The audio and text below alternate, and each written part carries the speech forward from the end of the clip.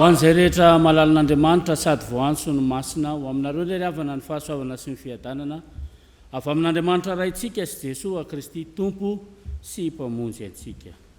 Alahady voalohany amin'ny volana Novambra ny anio, alahady anomboana hipanjinana ny loha hevitra manao hoe miandrandra famonjena ny mino. Alahady ihany koa nefa hitondranam-bavaka ny sekoly FJKM Betanantanana, ary indrindra alahady eto amin'ny fitandremana andraisana ho mpandray ny fanasan'ny Tompo ny andihany voalohany amin'ny katekomenina vonona. Koa andeha isika riavana hisaotra sy iteran'Andriamanitra no ity fotoan-dehibe amin'ny fiangonana iainantsika ity, ka ny salamo fa-efapolo, ny andininy fa-20 sy ny andininy fa-70 arahan'ny hira izay voalahatra no entintsika mankalaza sy miteran'Andriamanitra. Salamo fa-efapolo, ny andininy voalohany, ny andininy fa-20 sy ny andininy fa-70. Aoka hitsangana ny fiangonana. Andeha arisika hampiombona ny feontsika iteran'Andriamanitra amin'ny alalan'ny salamo amin'ny anaran'ny Tompo manao hoe: aoka ho faly sy ho ravoravo aminao izay rehetra mitady anao, aoka izay rehetra tiany famonjenao anao mandrakariva hoe: ankalazaina ne Jehovah, fa na dia ory sy malahelo azaho ny Tompo no mihevitra ahy, mpamonjy sy mpanafaka ahy ianao, aza ela Andriamanitro. Amen.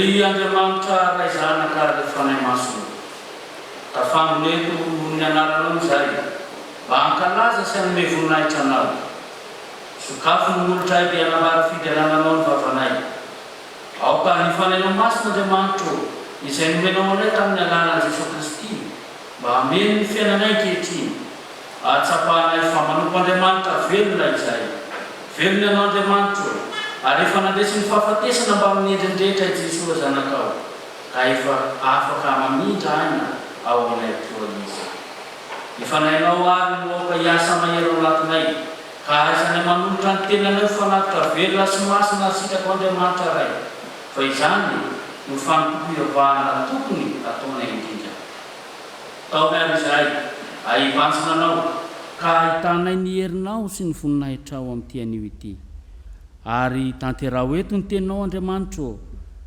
fa hoy ianao hoe naiza ny angonandrona telo amin'ny anaranao teo foana ianao ary aizanay indrindra manazanao Andriamanitra ny fanatrehanao masina sy mpevoninahitra ao amin'i Jesosy Kristy zanakao ary ny fanahy masina raisanao ny dera ny laza ny voninahitra Tompo fa efanao izany hatramin'izay ka ho mandrakizay amen. Aoka hipetraka ny fiangonana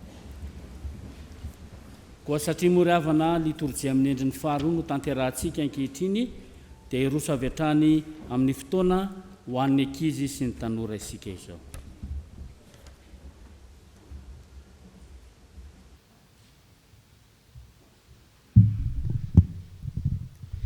Tonga eto amin'ny fotoana ny ankizy sy ny tanora izay atolotry ny sampana sekoly alantsika izao ko dia manasa ny ankizy sy ny tanora rehetra hitsangana.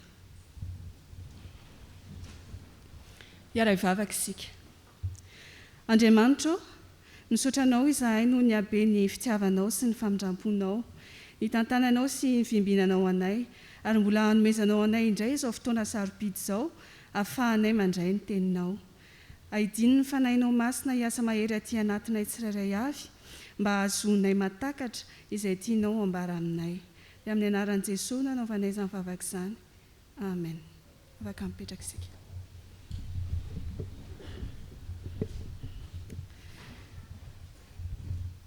Sokafo ny baibolintsika ao amin'ny Matio 5 ka ny 7:20. Matio 5 ny 7:20. Rehefa hita dia iarahantsika mamaky amin'ny anaran'ny Tompo. Dia nanendry ny masony Jesosy ka nanao hoe tongava aminareo araka ny finoanareo. Ireto jamba-roa lahy izay nanantona an' Jesosy dia efa nahafantatra ny momba an' Jesosy. Ny fiarahamonina tamin'izany fotoana izany dia nihevitra fa ny aretina toy ny fahajambana dia vokatry ny fahotana. Ny antsoantso mafy an' Jesosy izy roa lahy ka nanao hoe mamindra fo aminay ry zanak' David ô. Izany hoe rehefa mamindra fo aminy Jesosy mamela ny elony dia ho sitrana izy. Jesosy dia Andriamanitra mpanasitrana. Efa izany mihitsy izy miankina amin'ny finoan'ny jamba marary izany sisa ny fahanasitranana. Araka ny tenin' Jesosy hoe tongava aminareo araka ny finoanareo. Inona ary izao no aretina mbola mahazo anao? Tena hain' Jesosy no manasitrana izany. Maty moa natsangany, maika fa izay aretina kely io, sa ahoana hoy ianao? Tena mila mitombo finoanan' Jesosy isika raha te hahita ny fahagagana sy ny fanasitranana toy izany. Ny finoanan' Jesosy no manasitrana. Ny dokotera dia iraka fotsiny ihany, ny fanafody dia fitaovana fotsiny, fa i Jesosy no tena mpanasitrana. Tsy ny fanasitranana ara-batana nefa no mahamaika an' Jesosy, fa ny fanasitranana ao anatintsika vokatry ny fahotantsika. Tena ilaintsika ny fahamehana, azona ny fahasalamana ara-panahy, koa mangatary ny famindrapo. Dia ho avy Jesosy anasitrana anao ka hiteny aminao koa manao hoe tongava aminao araka ny finoanao. Fa hoy ny soratra masina ao Matio 5 ny 7:20 manao hoe dia nanendry ny masony Jesosy ka nanao hoe tongava aminareo araka ny finoanareo. Amen. Zao dia ataontsika ny hira fa 900 ny 9-7.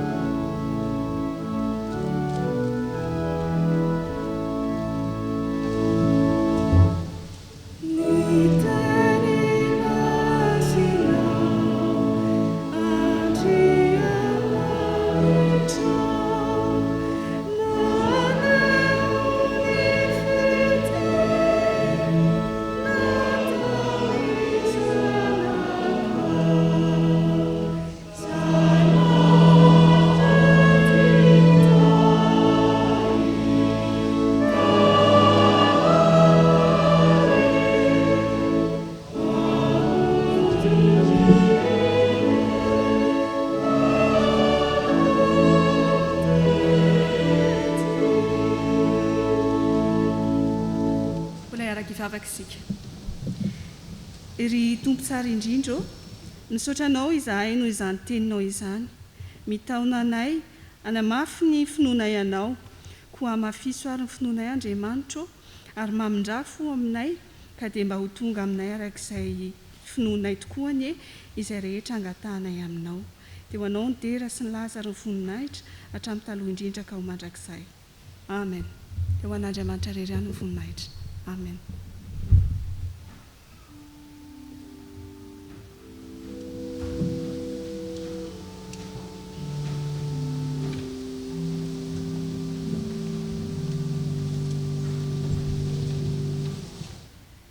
Meravantsika rehetra amin'ny anaran'ny tompo ry havana, ary dia manolotra ny raharaha izay tonga eto am-pelatananay. Ny raharaha avy any ivelany no anomboantsika azy avy amin'ny FOBF-CKM. Noho ny fisian'ny kere any Atsimon'ny Nosy dia manentana antsika aneo fiombonana am-bavaka sy fanampiana azy ireo. Ny fanomezana na vola izay atolotra ao ry havana dia azonao aterina ao anivon'ny FOBF-CKM. Mampiomana antsika ihany koa ny FOIB fa ny fambolekazo dia atao eny Ambatolampy amin'ny Asabotsy 17 Desambra izao. Ary eo am-piomanana amin'ny fiatrehana ny Synodana lehibe isika ry havana dia mangataka antsika fiangonana hitondra am-bavaka izany mba ho lavorary araka ny sitrapon'Andriamanitra izay atao rehetra.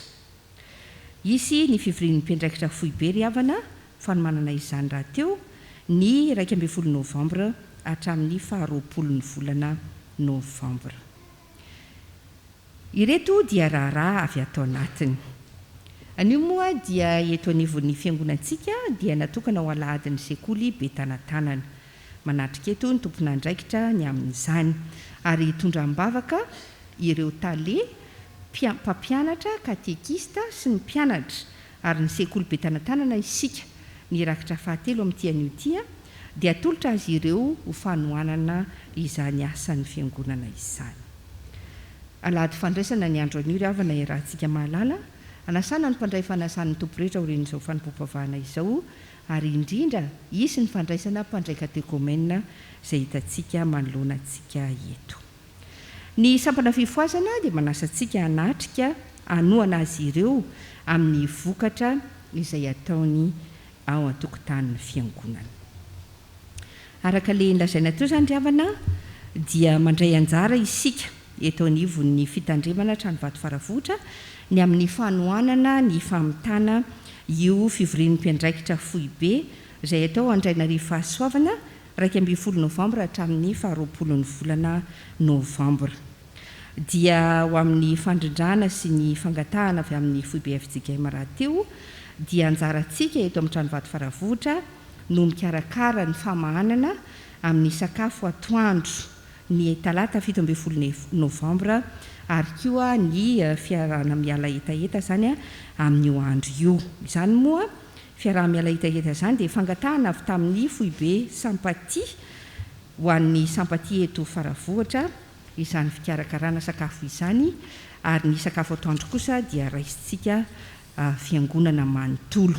Raisintsika ho adidy zany amin'ny mahasa iombonana azy ary indrindra ho fifaliana ny fanatanterahana izany asa izany. Ny firalahin'ny dekona sy ny loolona no tompon'andraikitra amin'ny fandaminana miara-miasa amin'ny sympatie sy ny STK. Izany folo izany moa ry havana dia 20 olona no fanantsika dia mitetina eo amin'ny 3 tapitrisa ariary eo zany ny vina fandaniana izay ilaina ny amin'izany, koa dia manao antso amintsika mpianakavy finoana hifanome tanana amin'ny fandaniana. Asa masina tokoa zany atao zany ry havana, anome izany amin'ny tompon'andraikitra ny vola izay maniry andray anjara amin'izany asa masina izany. Ho tanterahana amin'ny asabotsy 7 novembre eny Andranomasina ny randonnée sy reboisement izay ataon'ny sampana tanora kristianina. Anio ry havana araka ny efa nampilazaina tamintsika no fara fisoratana anarana fandraisana anjara ray alina ariary. Ny sampana volona fototra laika dia anao ny fivoriam-be amin'ny asabotsy 20 novembre eny amin'ny Bateau Beach.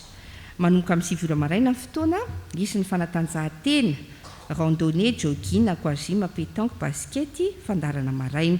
Fa izy koa ny fampianarana izay ataon'ny mpitandrina Andriamampiantso Gersoma Daniel, arahana fiaraha-masakafo sy fiaraha-mifaly izany fiaonantsika izany. Dia saina zany ny vondrona fototra laika isoratra anarana any amin'ny tarika izay misy azy avy hatramin'ny alahady 15 novembre. Ampifaliana ry havana no ilazana amintsika fa manomboka amin'ny alahady 4 novembre izao ny fampianarana sekoly alahady. Toy izao kosa ny fandaminana. Ny sokady zatovo K7 sy K8 no mianatra eto am-piangonana. Ny sokady zaza, ny klasy zany K1, K2, K3, K4 dia izara lesona eo an-tokotany izay afaka alaitsika ray aman-dreny zany mandritra ny oran'ny sekoly alahady. Dia ho lazaina amin'ny manaraka kosa ny fandaminana amin'ireo sokady hafa. Ny fidirana moa dia amin'ny valora sasany toy ny mahazatra antsika. Manasantsika ny farimbona fitsaboana ho tonga hanome voninahitra an'Andriamanitra amin'ny alahady ny farimbona fitsaboana tanterahana amin'ny herin'ny anio 4 novembre izany. Manantena ny fahatongavantsika maro, azadinoana ry havana manao fanamitsika vaovao ary dia misaotra dia ny mialoha mba samy hifampita izany vaovao izany. Misy ny boky zara fitahiana ho anareo izay nanao ny famandriana na efa nanefa na tsy mbola nanefa ny sarany boky dia iangaviana isika aka izany eo amin'ny tompon'andraikitra isaky ny alahady eo an-tokotanin'ny fiangonana amin'ny 7 ora hatramin'ny 12 ora hatramin'ny faran'ity volana novembre ity. Reto fivoriana mahazatra eto am-piangonantsika. Amin'ny talata amin'ny 7 sasany ny sampana Dorcasy Brao no mivory amin'ny 10 ny sampana Dorcasy rehetra. Ray aman-dreny mpitandrina no mitarika ny sy mitondra ny fampianarana. Ny alarobia amin'ny 7 ora sy 5 fa ny pompivavahana irantsika amin'ny asa alarobia maraina mbola tariny ray aman-dreny mpitandrina ihany. Alakamisy amin'ny 10 ora mivory ny fikambanana zanatra manan-dalàna. Asabotsy amin'ny 7 ora sy 5 fitoam-pifoazana rahanasa sy fampaherezana tanterahan'ny sampana fifoazana. Fanamasinana fanambadiana. Koa amin'izany nazovy no mandray izany teniko izany ka mankatoa azy dia hoarina amin'ny lehilahy manan-tsaina izy izay nanorina ny tranony teo ambonin'ny vatolampy. Rahalahy voavy Mamy Espérance Rabezanahary Rafaramalala Georgette, Rakoto Arson Célestin Mivady, Rakoto Arson Ajaniaina, Andrenary Manana Vero Tiary Lalaina dia faly manasanareo hanatrika ny fanamasinana ny fanambadian'ny zanany. Zafiny, Rahalahy voavy Mamy Herimandimby sy Andrenary Manana Rojo Tiary Lalaina. Atao zany ry havana eto amin'ny efintsika imatrano vato faravohitra ny asabotsy 7 novembre amin'ny 12 ora maraina. Fiantsoana fahatelo ity. Dia hitako ilay tian'ny fanahiko ka no azoniko izy fa tsy navelako andeha. Ravony Arsoa Hélène, Rakoto Arsoa Roland Mivady, Mamy Arson Nicolas Mivady dia faly manasanareo amin'ny fanamasinana fanambadian'ny zanany Rakoto Arsoa Vonina Manotrina sy Mamy Arson Oloravaka Narindra. Tanterahana ny alakamisy 12 novembre amin'ny 12 ora maraina ao amin'ny FJKM Ambotra Rahaba. Fiantsoana faharoa ity. Filazana mariazy farany. Ary eo ka ao ambonin'izany rehetra izany ny fitiavana fa fehin'ny fahatanterahana izany. Ramatoa Rakoto Arsoa Robertine, Andriamatoa Rajaona Hery Sibako, Andriamatoa Andriamaniraka Rasaminaivo Jean dia faly manasanareo amin'ny fanamasinana ny fanambadian'ny zanany Zafiny ny zatovolahy Rajaona Lobonyaina apakatra ny zatovavy Rasaminaivo Nortina Stefania. Tanterahany izany ry havana ny Asabotsy 14 Novambra amin'ny 2:10 ora eto amin'ny FJKM Tranovato Faravohatra. Ity dia fiantsoana faharoa. Tsy mitsahatra ry havana manamafy hatrany fa raha mahita ny tsy mahamety ny anatanterahana ny fanamasinana ianao dia asaina mpitiavana na anatona ny mpitandrina na andefa taratasy vita sonia aivakiana. Izany raha teo ny anton'isy ny famakiana intelo miantoana. Amaranantsika izao raharaha zao dia ny rakim-pisaorana. Misaotra any Jehova lalandava aho eo ambavako mandrakariva ny fiderana azy. Manolotra rakim-pisaorana ty avantsika ity. Raha etsy ariary kanefa 3 alina ariary ho an'ny mpitandrina, 2 alina ariary ho an'ny mpitandrina pasteuriasina ary ny 4 alina ariary ho an'ny fiangonana sy ny fifoazana. Ny rakim-pisaorana farany. Fa ny fahasoavan'Andriamanitra na toy izao misaotra an'Andriamanitra lehibe aho noho ny nahatratrarako izao tsingeritaona nahaterahako izao ary mbola petraka eo am-pelantanany mandrakariva ny andro sisa omeny sy ny fiainan'ny ankohonako. Dia manolotra vola 4 alina ariary ty avantsika ity. Ny 2 alina ariary ho Andriamatoa Mada, 2 alina ariary ho Andriamatoa Lanto, 2 alina ariary ho an'Andriamatoa Njiva ary ny 2 alina ariary ho an'Andriamatoa Naina. Mangataka vavaka sy ny hira firana FFPM 170 amby 100. Saotratsika ry havana ho an'Andriamanitra reriny voninahitra. Amen.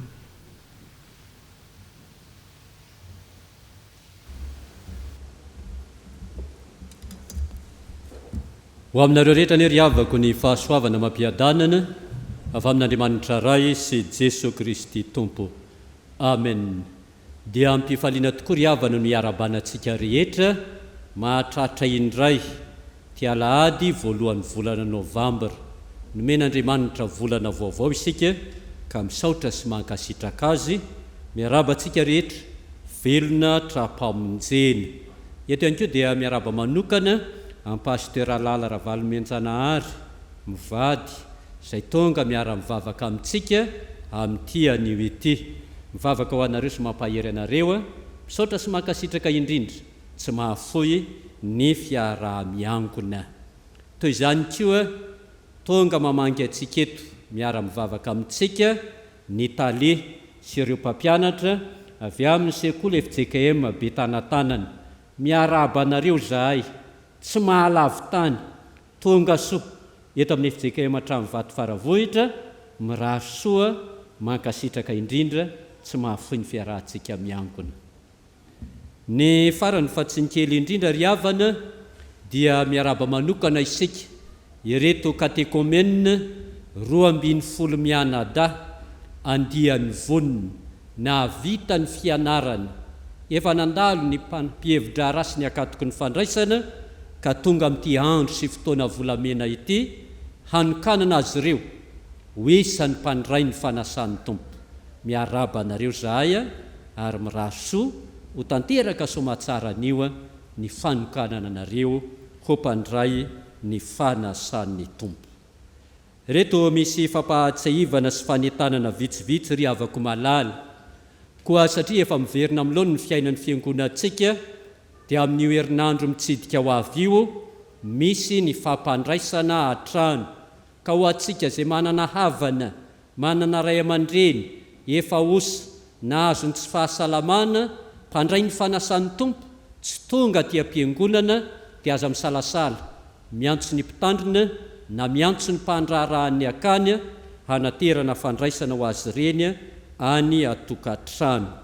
Faharoa ry havako, ny fanapahana eo anivon'ny fiangonana dia tsy nanao intsony isika ny fanompoam-pivavahana ampitaindavitra amin'ny alalan'ny Facebook sy ny YouTube izany. Fa ny fanapahana tamin'iny dia ny hoe isaky ny alahady fandraisana isika vao mampita ny fanompoam-pivavahana ka nio zany ny fanompom-pavahana anio dia ampitaina amin'ny alalan'ny FB sy ny YouTube amin'ny alarobia amin'ny 2 folakandro dia afaka manaraka izany isika indrindra reo avatsika any faritra any faritany hatrany ampitany ranomasina. Farany riavana malala hivory ny mpiandraikitra foibe andinika reo raha samihafa eo anivon'ny FJKM, andinika sy andamina ihany koa ny fanatanterahana ny synôda lehibe izay mbola tsy tanteraka tokony ho natao tamin'ny volana aogostra lasa teo. Asaina mpitiavana isika rehetra hitrotra mambavaka izany fivorian-dehibe sy fivoriana masina izany.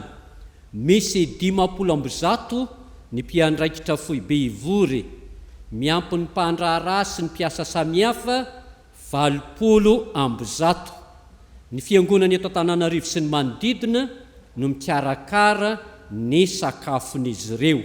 Ka ny anjarantsika FJKM Tranovato Faravohitra dia ny talata 17 ny volana Novambra 2024 mampisakafo ireo mpanompon'Andriamanitra 70 ireo. Sakafo maivana amin'ny 10 ora, sakafo mavesatra ve amin'ny 12 ora. Zava-dehibe ry havana dia ny rahantsika miantsoroka izany fampisakafoanana izany. 3 tapitrisa ariary eo ny tetibidin'ny sakafo ho karakaraintsika amin'io. Efa fanaontsika ny fampiantso sy ny fametanana ka dia miantso atsika tsiraray avy ry havana mandray sanjara ho amin'izany sakafo ho an'ny mpiandraikitra foibe izany. Isika tsiraray avy na isika isa-tokantrano handray anjara amin'izany dia afaka manatitra ny fandraisana anjara atsika amin'ny tonia mpikarakara ny vola miditra Monsieur Manitra izany.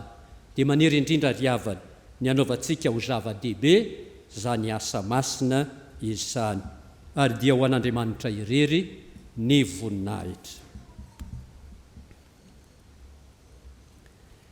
Iroso amin'ny fanoloran-jaza isika izao. Ireto no zaza atolotra asaina mpitiavana androso ety amin'ny alitara masina.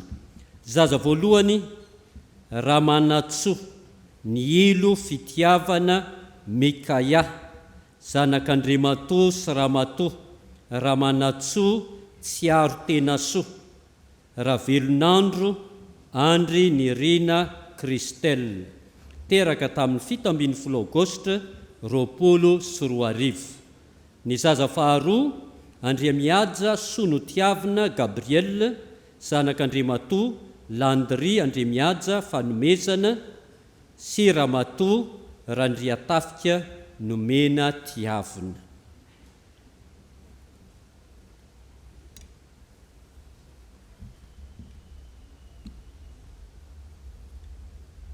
Izao no tenin'Andriamanitra amin'ny anaran'ny Tompo: fa ianao no nampivoaka ahy avy tany an-kibo, nakinina taminao hatrany am-boka aho, hatrany an-kibon-dreniko dia Andriamanitro ianao. Ary rehefa tapitra ny andro fidiovany araka ny lalàn'i Mosesy, dia nitondra azy niakatra tany Jerosalema izy mba hatolotra ny Tompo. Koa hatolotra ho an'i Jehovah koa izy, eny amin'ny andro rehetra iainany dia voatolotra ho an'i Jehovah izy. Aoka hitsangana isika fiangonana. Hivavaka isika. Ray eo misaotra anao zahay noho ny fanoloran'ny ray aman-dreny reto izaza ireto, eto anatrehanao, ary mankasitraka indrindra anao zahay noho ny famindram-ponao tsy miova amin'ny taranaka mifandimby araka ny fanekenao. Vavolombelona izany reto fianakaviana ireto, ka miara-mifaliana eo anatrehany fiangonana manontolo amin'izao fotoana hanolorana azy eto anatrehanao izao. Andriamanitra ray mpamorona anay tokoa ianao izay miara-monina aminay amin'ny alalan'i Jesosy Kristy zanakao, no napiditra ireto zaza ireto hanampihisa ny fianakaviana sy ny fiangonana ary ny firenena. Ko mangataka aminao zay ray io, taio ny ray aman-dreny amin'ny fikolokoloana sy ny fanabiazana ireto zaza ireto araka ny sitraponao. Taio koa reto zaza ireto hitombo tena, saina, amam-panahy, ahita fity ao anatrehanao Andriamanitra sy ny olona rehetra, ho arovanao amin'ny asan'ny devoly sy ny asan'ny Satana, ho tafianao hery tanjaka fahasalamana. Ary ianao raha tio no efa hanomana sahady ny ray aman-dreny hiditra amin'ny faneken'ny batisa. Teo anao Andriamanitra ny dera sy ny ady, ny fanjakana sy ny voninahitra, fa ho an'ny reto ray aman-dreny reto sy ny zaza, ny fahasoavan'i Jesosy Kristy Tompo. Amen. Petraka ianareo, afaka mamonjy toerana ianareo.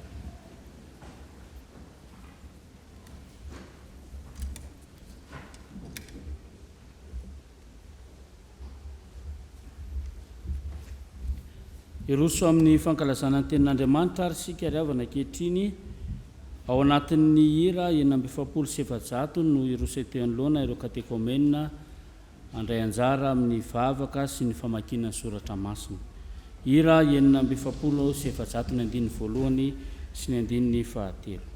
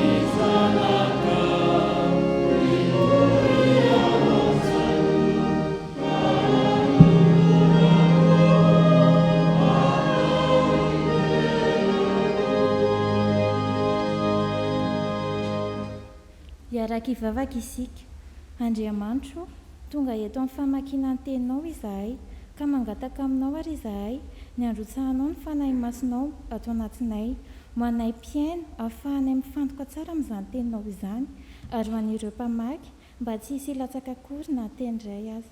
Sotra ray io. Amen.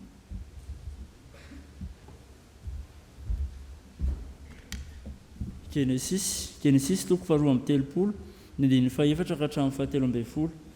Genesis 2:30 ny andininy 4 ka hatramin'ny 17 amin'ny anaran'ny Tompo.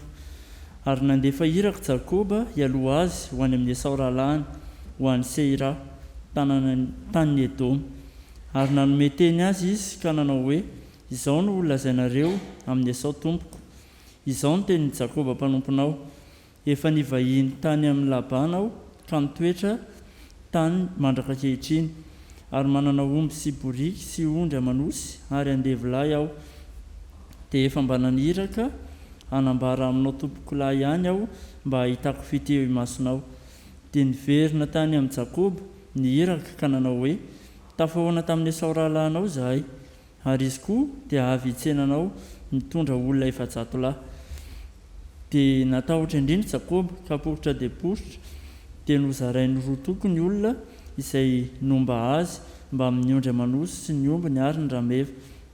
Fa hoy izy, raha tafahoana amin'ny antokony anankiray Esau ka mamely azy, dia andositra kosa ny antokony anankiray.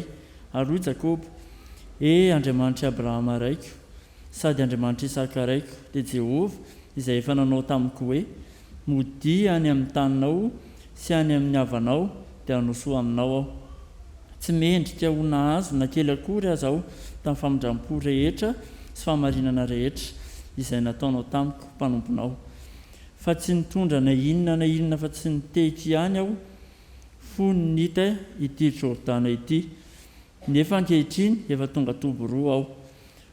Vonjeo aho amin'ny tanan'ny rahalahyko dia amin'ny tanan'ny Esau, fa matahotra azy aho fa andrao avy mamely ahy mba mivady aman-janako izy. Fa ianao efa nanao hoe anisoanao tokoa aho, ka ataoko maro ny taranakao mba ho tahaka ny fasika any an-dranomasina izay tsy azo isaina noho ny amarony.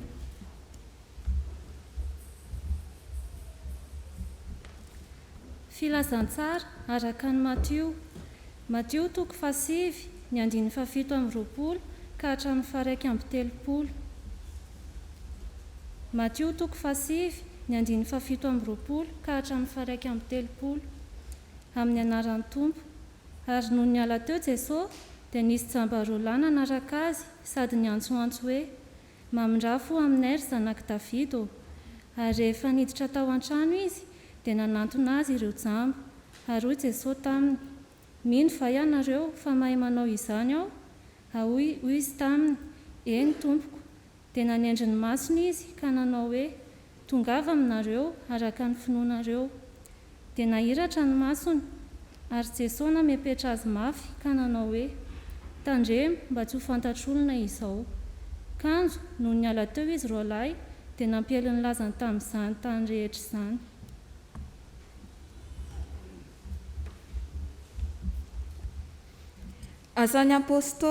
Asan'ny apôstôly toko 9 ny 9 ka hatramin'ny 10 amin'ny anaran'ny Tompo.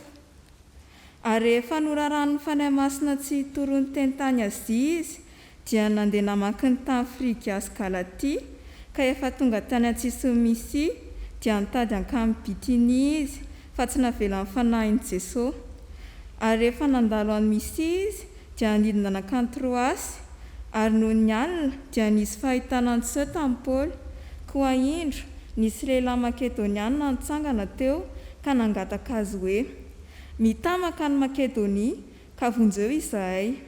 Ary noho ny nahita ny fahitana izy dia nitady andeha niaraka tamin'izay akany Makedonia izahay, satria nataonay fa Andriamanitra no efa niantso anay hitory ny filazantsara amin'ny olona any. Ray Masina, manamasinana fahamarinana ny teninao fahamarinana. Amen.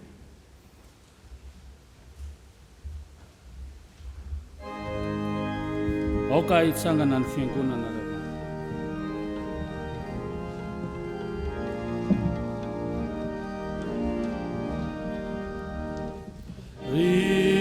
Rifanaio monena azamba malauanayana kulukulu zahai itumo faendena katsiafu yarakamina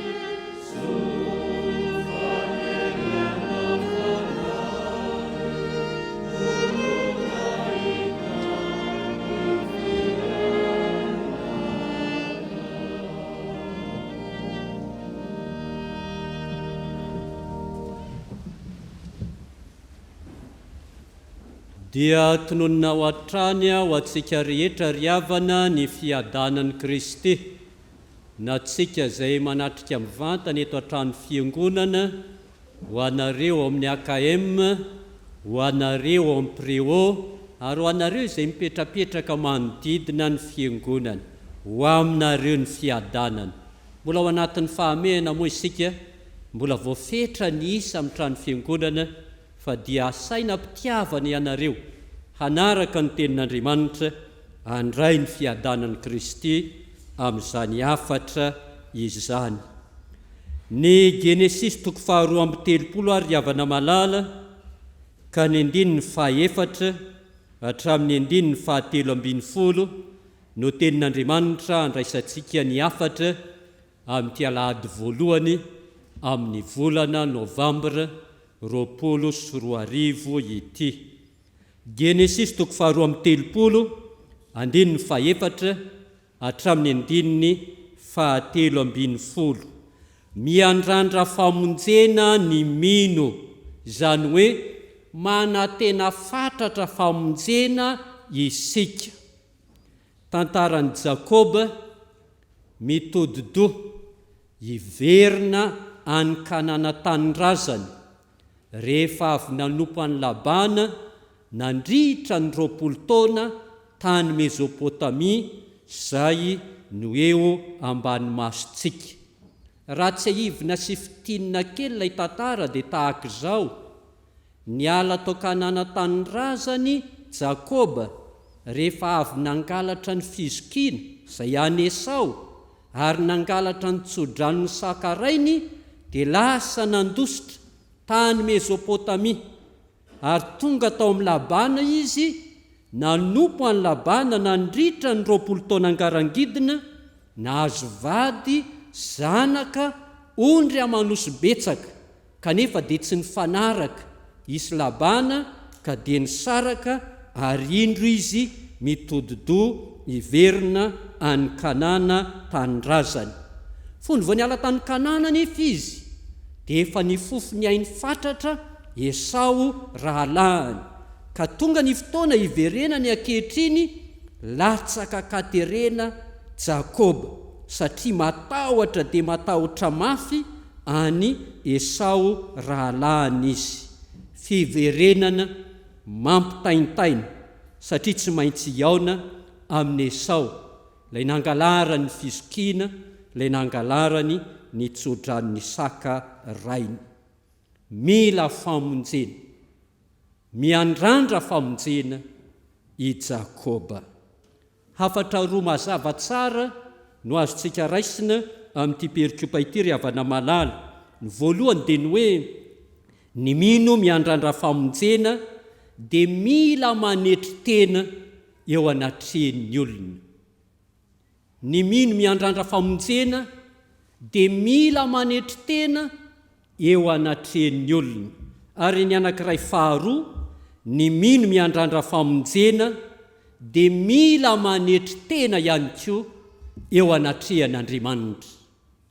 Ny mino miandrandra famonjena dia mila manetry tena ihany koa eo anatrehan'Andriamanitra. Voalohany ary havana malala, ny mino miandrandra famonjena dia mila manetry tena eo anatrehan'ny olona. Mahatsiaro ny fahadisoany eto Jakoba, ary rehefa mahatsiaro ny fahadisoany izy dia tena nanetry tena ambany dia ambany tokoa. Ary dia izao no afatra nampitondrainy any Esau rahalahiny eo amin'ny 15 tapany faharoa. Izao no lazainareo amin'ny Esau tompoko, izao no tenin'ny Jakoba mpanomponao. Eo amin'ny 19 tapany farany, efa mba naniraka hanambara aminao tompoko lahy ihany aho, mba ahitako fity eo imasonao.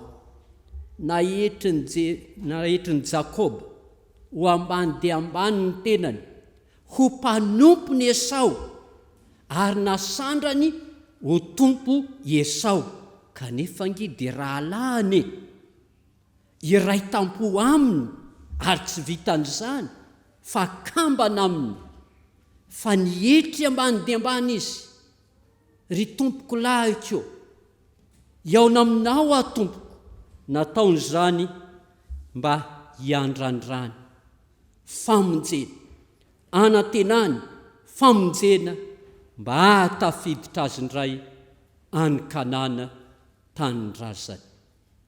Ry havako malala rehetra amin'ny tompo, any an-danitra ny tany-drazantsika. Efa andra zokilahy Jesosy Kristy karakara ny tany-drazantsika. Aza manantena ho tafiditra any anefa raha tsy manana fanetretena eo anatrehan'ny olona.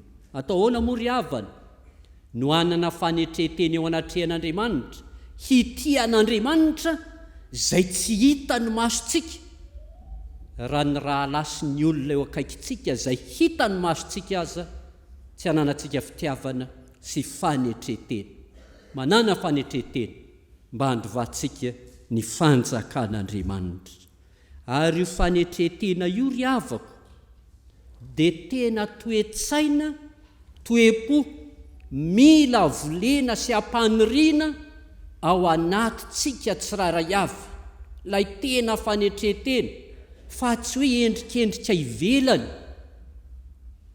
na fombafomba fotsiny ihany. Ny fanetretena endrika ivelany sy fombafomba fotsiny ihany dia ambaran'ny Paoly apôstôly hoe fanetretena haitraitra. Hoy Paoly apôstôly amin'ny Kolosianina 2:9-20, dika teny ombonany eto Madagasikara no amakiko azy. Aoka tsy hisy olona hitaonanareo hanana fanetretena haitraitra ka mieboebo tsy amin'ny antony noho ny fisainany baikony ny maha-olona azy. Raha seho amin'ny fomba antsika sasatsasany amin'ny andavanandro zany fanetretena zany dia tahaka an'ilay pôzipôzy hoe sady mapakapaka tsoroka no manainga vozon'akanjo hoe ampanetretena lehibe tokoa nilazako aminareo fa zany nahavitan'ity, zany nahavitany roa. Zay le fanetretena haitraitra, tena fanetretena, toe-tsaina, toe-po fiainana andavanandro eo anatrehan'ny olona no atafiditra atsika amin'ny tanirazo atsika. Faharoa ry havako malala, ny mino miandrandra famonjena dia mila manetry tena indrindra koa eo anatrehan'Andriamanitra. Eto amin'ny 10 ka hatramin'ny 17 dia mitodika any amin'Andriamanitra indray i Jakoba, satria raha araky ny voalaza dia tena latsaka katerena ny lehilahy eto, tena latsaka katerena, efa tsy hitantsony izay lalako ombana, satria nahoana efa niala tany Mesopotamia, tsy mifanaraka tamin'ny Labana izy, ody any an-tanirazana, nefa mifofo ny ainy koa Esau, ary dia nitodika amin'Andriamanitra izy, tena nanetry tena teo anatrehan'Andriamanitra, ary nanao vavaka fanetretena latsaka ao am-pony. Ohatry ny vavaka fanetretena ataontsika mpandray ny fanasan'ny Tompo, melohan'ny andraisantsika ny tena sy ny ran'ny Kristy iombonantsika amin'Andriamanitra. Nanao vavaka fanetretena latsaka ao am-pony Jakoba, nitodika amin'Andriamanitra. Ary ny dika teny protestanta eo ambany masontsika dia maneho zany fihetsepo lalina dia lalina zany mihitsy eo amin'ny 10 sy ny 12. Andriamanitra i Abrahama raiko, sady Andriamanitra Isaka raiko. Eo amin'ny 12, vonjeo aho amin'ny tanany rahalahiko. Ry havako malala rehetra amin'ny Tompo, zao le vavaka nataony eo amin'ny 12 hoe tsy mendrika ho nahazo na dia kely akory aza aho tamin'ny famindramponao rehetra sy ny fahamarinanao rehetra izay nataonao tamiko mpanomponao.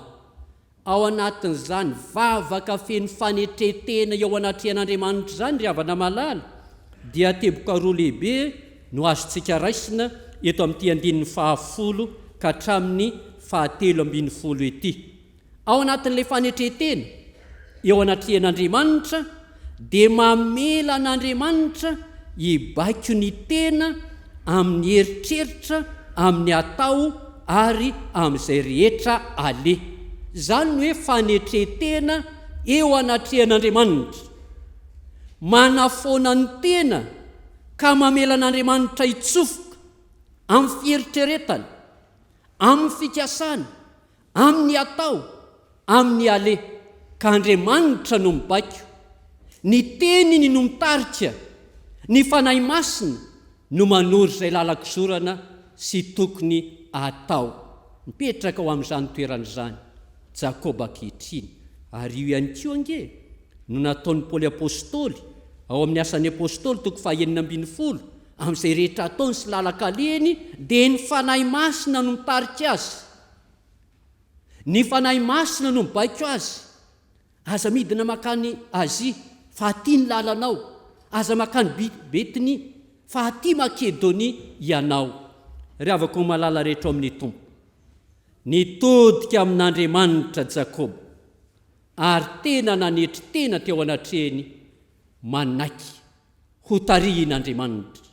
Izany koa no afatry ny tenin'Andriamanitra ho atsika tsiraray avy eo anatrehan'izao fiainana feno ady, feno zavatsarotra, feno zava-manahirana atrehtsika izao. Manetreteny eo ambanin'ny tana-maherin'Andriamanitra ka avelao Andriamanitra hibaiko anao amin'ny fieritreretana sy ny atao sy izay alehanao.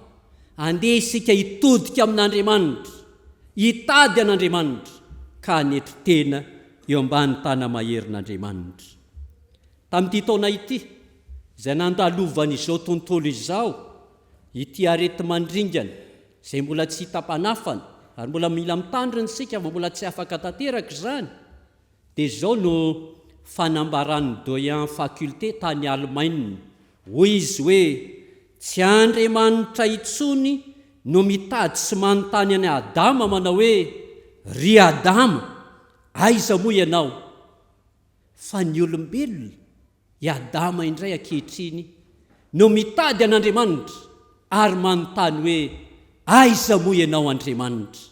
Ary tena fotoana tokoa hitadiavantsika an'Andriamanitra, anetrentsika teny eo ambany tana-maherin'Andriamanitra, aneketsika ny fitondran'Andriamanitra ny fiainantsika zao vanim-potoana dia avintsika izao ry havana malala. Faharoa, ato amin'ity fanetreteny eo anatrehan'Andriamanitra ity, ny fanetreteny eo anatrehan'Andriamanitra no ahatserovana ny fanekena nataon'Andriamanitra tamintsika ary anavaozantsika koa ny faneketsika azy. Raha miverina ihany sika ry havako eto amin'ny tantaran'ny fanetretenan'i Jakoba, rehefa nitodika tamin'Andriamanitra izy dia tsarovany ny fanekena nataon'Andriamanitra taminy. Hoy izy eo amin'ny 7:17, fa ianao efa nanao hoe anisy soanao tokoa aho ka ataoko maro ny taranakao ho tahaka ny fasika any an-dranomasina izay tsy azo isaina noho ny hamarony. Fanekena efa nataon'Andriamanitra tamin'ny Abrahama rainy izany, tamin'ny Jakoba ihany koa. Izany hoe Andriamanitra efa nanao fanekena tamin'ny olona fa hita azy handrotsaka ny fitahiana, hanome taranaka maro, hitarika azy amin'ny fiainana. Ka ny fahatserovana izany fanekena izany no mampifamatotra bebe kokoa amin'Andriamanitra. Ary dia tsarovany indrindra ihany koa fa teo amin'izay lalana nizoran'i Jakoba dia notanterahinaandriamanitra izany teny fikasana izany. Dia hoy izy eo amin'ny 2:12 tapany farany, fa tsy nitondra na inona afa-tsy nitehiko ihany aho fonita ity Jordana ity, nefa ankehitriny efa tonga toboroa aho. Raha niala tao amin'ny tany fonenany i Jakoba, tsy nitondra ninona nita ity Jordana ity afa-tsy tena tonga tany Mesopotamia, ankehitriny no tahiny tany an-dalana tany, nomeny zanaka, nomeny vady, nomeny ondry amanosy betsaka, nomeny arena, tonga toboroa ankehitriny. Ahatserovana izany fa izay efa neken'Andriamanitra ho tanterahina amin'ny olombofidiny dia tena tanterahiny tokoa. Ary antsara ny olombofidin'Andriamanitra kosa no manavao ny fanekena an'Andriamanitra ho Andriamanitra miahy, Andriamanitra manampy, Andriamanitra mitaridalana sy mamonjy amin'ny fiainana manontolo. Miandrandra famonjena ny mino. Andriamanitra dia efa vonona manaiky hamonjy antsika, ary efa notanterahany tamin'i Jesosy Kristy izany. Jesosy Kristy lay fanekena vaovao amonjenantsika. Ny anjarantsika ry havako malala, manavao indray ny faneketsika, tahaka lay jamba rola ao Matteo 5:17 ka hatramin'ny 7:20, ny antsoantso famonjena, ny antsoantso fampahiratana tamin'i Jesosy Kristy, ary dia nanontany azy Jesosy Kristy manao hoe mino va ianareo fa mahay manao izany aho? Valiny tsotra no navaliny roa lahy hoe eny tompoko. Ary rehefa nanao eny izy mirahalahy dia hoy ny tompo hoe tongava aminareo araka ny finoanareo. Avao izy indray ny faneketsika. Eny tompoko eo anatrehan'Andriamanitra fa ho azontsika izay irentsika amin'Andriamanitra. Mitodika manokana aminareo 12 mianadahy izay andray ny fahasoavan'ny tompo amin'ity atoandro ity. Anao ny fanekena masina. Eny tompoko eo anatrehan'Andriamanitra ianareo. Tsarova fa masina. Sarobidy loatra zany fanekeny zany. Ka amin'izay fotoana anaovanareo eny tompoko, fanekena masina eo anatrehan'Andriamanitra sy ny fiangonana, mamonjy anareo Andriamanitra, manala anareo amin'ny maizina ho amin'ny fahazavana mahagaga, ary dia mirary anareo ho vita fihavanana amin'Andriamanitra iray latabatra amin'ny Kristy. Feny ry havako malala, hoy ny soratra masina, manetreteny eo ambany tana maherin'Andriamanitra mba hanandratany anareo amin'ny fotoanandro, ary apetra ho aminy ny fanahianareo rehetra fa izy no miahy anareo. Amen.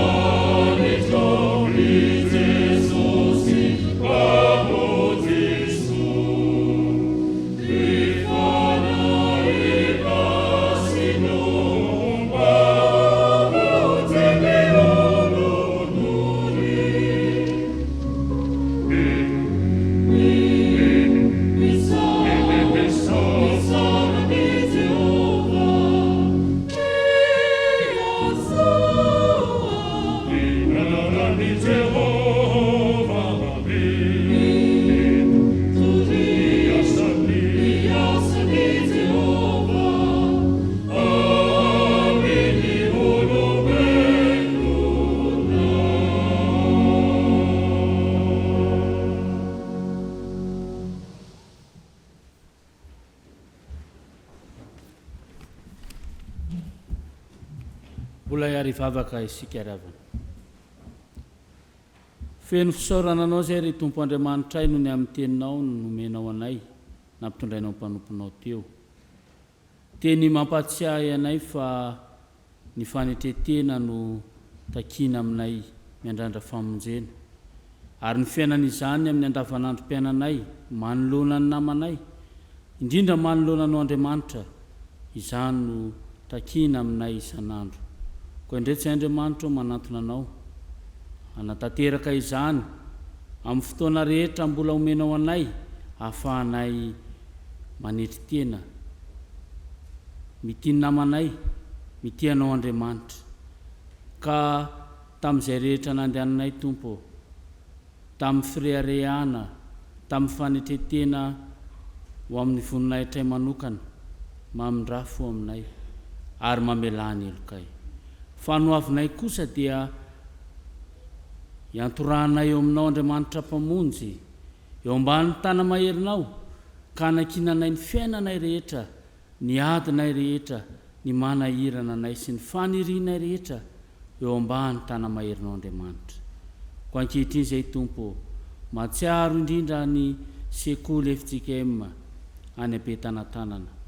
Ianao mampahery ny mpanabe, ny mpampianatra, ndray mandreny mpianatra sy ireo mpianatra rehetra eo anivon'izany sekoly FJKM Ampetanantanana izany. Aoka ny fanainao masina ho amin'izy ireo n'olom-pahendrena sy fahalalana tsara, ka hampamirapiratra azy ireo amin'ny mpianatra rehetra manodidina azy. Mivavaka ihany koa nefa izay Tompo, ho an'ireo mpiandraikitra fohibe eo anivon'ny fiangonan'i Jesosy Kristy eto Madagasikara, anatanteraka fivoriana, andaminana sy andrindrana ny fiainan'ny fiangonana amin'ny ho avy. Ianao fanahy masina hitoetra amin'izy ireo, ka tsy hikatsaka afa-tsy ny voninahitro Andriamanitra amin'ny atao rehetra, anana fanetretena ihany koa, ka itiany namany mihoatra ny tenany aza, satria no Andriamanitra efa nafoy an'i Jesosy Kristy hamonjy anay teo amin'ny azo fijaliana. Vavaka izay Tompo ho an'ity firenena ity. Jereo amin'ny famindram-ponao ny vahoaka malagasy, arovy amin'ny arety mandoza hatrany, ary indrindra ataovy mahatsiaro fa ianao Andriamanitra no mitahy anay, ka ahafahanay mivelona tahaka izao, ahafahanay miaina eo ambany fitahianao sy ny fahasoavanao. Tompo, jereo mpitondra anay, ka amin'irao fo izy ireo, tareo amin'ny fanainao masina mba hanana tahotra anao Andriamanitra amin'ny atao rehetra, ka tsy jery afa-tsy izay mahasony firenenay. Mahatsiaro manokana izay Tompo ireo havanay tsy mba afaka miaraka aminay eto. Maro ny anton'izany, mety eo ny tsy fahasalamana, eo ny asa aman-draharaha, ao koa nefa ny fahoriana sy ny olona mampasairana maro samihafa, indrindra ny elanela-tany. Mahatsiaro azy ireny izay Tompo naizanaiza misy azy na eto amin'ny faritra na any amin'ny faritany, indrindra ireo any ampitan-dranomasitra lavitra anay. Ianao Tompo hiaro ny tsirairay avy, ka izay marary Tompo ositrano ny manan'olona mampasairanana vahao, ary ireo izay trapahoriana ampionony sy ampaherezo. Jereo ireo havanay tsy ho azo ny fakapanahy hiala amin'ny finoana, na ho azo ny valana aretina indray, ka hitoetra amin'ny aretina. Jereo koa nefa Tompo ny faniriana rehetra ny ampona ihany izay tsy voambaranay, afa-tsy ianao Andriamanitra mahita azy, tanterao aminay izany, anananay fanantenana amin'ny ho avy, satria fantatray fa ianao Andriamanitra mitahy anay, miaro anay. Andeha izay hamakivaky ny herinandro manaraka Tompo, dia aza mafoy anay ianao, naizanaiza toerana le anay, ninona ataonay, dia aoka ianao hiaro anay hatrany. Ampitomboy ary ny finoanay ry Tompo tsara indrindra, ahafahanay miandrandra famonjena ao amin'ny Jesosy Kristy zanakao. Izany vavaka izany dia iombonanay fiainao amin'ilay vavaka efa nampianarin'i Jesosy anay manao hoe: raha anay ho izay ny an-danitra, ho amasina ny anaranao, ho tonga ny fanjakanao, ataony ny sitraponao, ety an-tany tahaka ny an-danitra. Io anay nio izay nasaza ao anay, ary mamelany elokay tahaka namelana izy meloka taminay. Aza mitondra anay amin'ny fakapanahy, fa manafana amin'ny ratsy, anao ny fanjakana sy ny hery, ary ny voninahitra mandrakizay. Amen. Andehantsika ankehitriny indray havana hitsangana hanambara ny finoantsika amin'ny alalan'ny fanekempinoana apôstôlika. Aoka hitsangana ny fiangonana. ampimina ny fiotsika aritsika anambarany fonotsika manao hoe mino an'Andriamanitra ray tsy tompanao lanitra sy ny tany aho ary mino an' Jesosy Kristy zanan'ilay tokana tompontsika izay nitorotoronina tamin'ny fanahy masina nateraka Maria Virginy nijara nanapaka Ponto Pilato nombonina tamin'ny hazo fijaliana matika nalevona lilina tany amin'ny fiainantsika nitsangana tamin'ny maty tamin'ny andro fahatelo niakatra ho any an-danitra miperaka eo ankavan'Andriamanitra ray tsy toa avy any no viany tsara ny velona sy ny maty mino ny fanahy masina aho ny fiangonana masina maneran'izao tontolo izao ny fiomgonan'ny olona masina ny famelan-kely ny fitsanganany tena amin'ny maty ary ny fiainana mandrakizay. Amen. Aoka hipetraka ny fiangonana.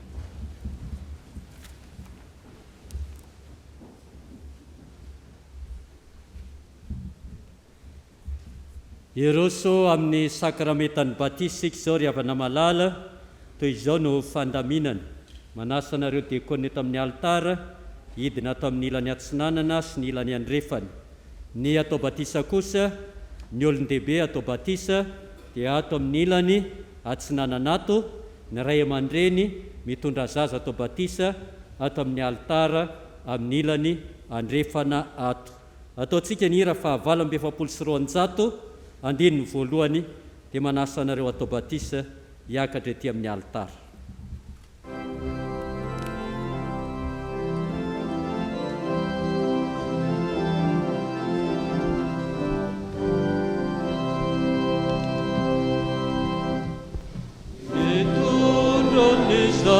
Sannerenne Jerusalema mautaini Jesu Tibeirafu no lavini piana tisine pau Jesu siwe avela mesazana lunisa.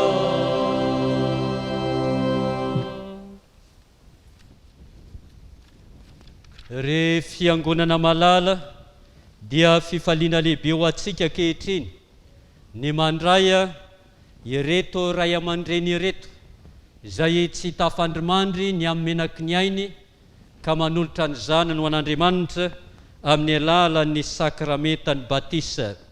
Ary toy izany koa ny mpanompon'Andriamanitra ankehitriny izay nahatsiaro ny antson'ny Tompo ka manolo tena ho an'i Kristy amin'ny alalan'izao sakramentany batisa izao. Andeha ry hoainoitsika izao ry havana malala ny didin'i Jesosy Kristy sy ny teny fampanantenana nomeny raha nanorina ny sakramentany batisa izy amin'ny anaran'ny Tompo. Hoy Jesosy, efa nomena ny fahefana rehetra ny an-danitra sy ety an-tany, ko mandehana ianareo dia ataovy mpianatra ny firenena rehetra, manao batisa azo amin'ny anaran'ny Ray sy ny Zanaka ary ny Fanahy Masina, sady mampianatra azy hitandrina izay rehetra nandidiko anareo.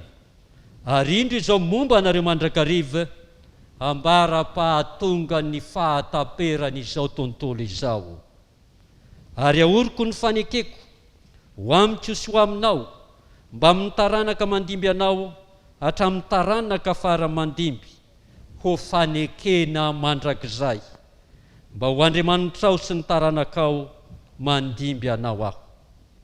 Fa ianareo rehetra dia zanak'Andriamanitra amin'ny finoanan'i Kristy Jesosy, fa na iza na izy ianareo natao batisa ho an'i Kristy dia nitafy an'i Kristy.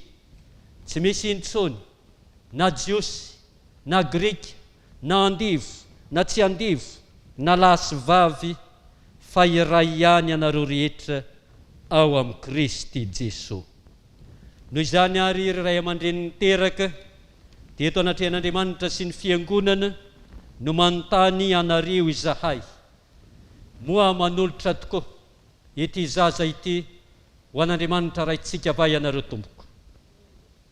Ekenareo va ny hijorona amin'ny teny na amin'ny asa ho mpanompon'Andriamanitra mahatoky mba hahatonga anareo fianarana ho an'ity zaza ity amin'ny androm-piainanareo rehetra, manaiky izany va ianareo tompoko.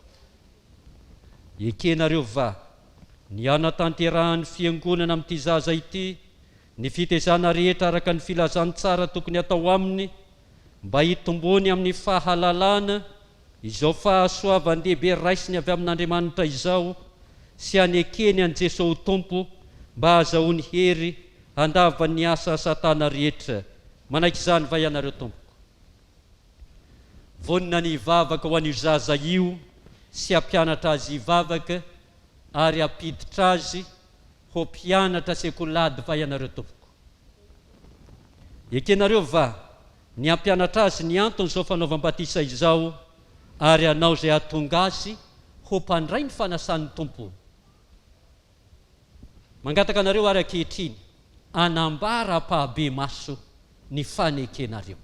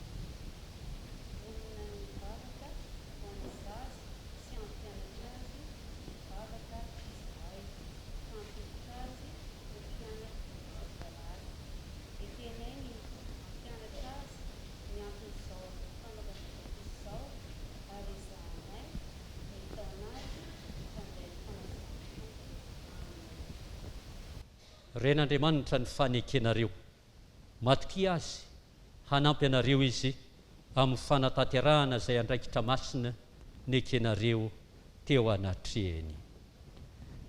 Mitodika aminao kosa zahay ka eto anatrehan'Andriamanitra sy ny fiangonana no manontany anao izahay. Ekenao va fa Jesosy Kristy no Tompo sy Andriamanitra ary mpamonjy anao? Ekenao va ny anompo an'Andriamanitra atao amin'ny fiangonana miaraka amin'ny namanao araka ny fanambaran'ny tenin'Andriamanitra? Herinao sy kendrenao ary omananao va ny mpandray ny fanasan'ny Tompo? Ekenao va ny andahan'ny Satana sy ny asany rehetra ary ny fanao ratsy samihafa? Manaiky izany va ianao Tompo? Ren'Andriamanitra ny fanekenao, matoky azy hanampy anao izy eo am-panatanterahana izay rehetra nekenao teo anatrehany. Isika fiangonana ihany koa ry havana malala dia manana didy masina amin'ny fanatanterahana izao sakramentany batisa izao.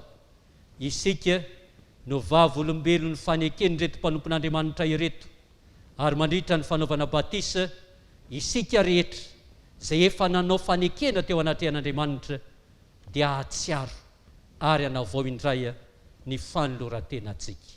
Ndeha ary hitsangana isika hivavaka.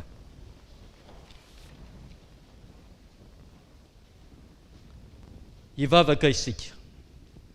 Andriamanitra ray tsy toa, tia dia tianay tokoa ianao, ary ny fitiavanao dia mielo mandrakariva ny fitiavana ianao. Tsaroanay ny didin'i Jesosy Kristy Tomponay sy ny teny fampanantenana nomeny tamin'ny nanorenany sakramentany batisa. Koa mitalao aminao zahay raha io, manatrehanay aoka ny fanahinao masina hanome hery ny asa tanterahinay eto ampanaovana izao batisa izao.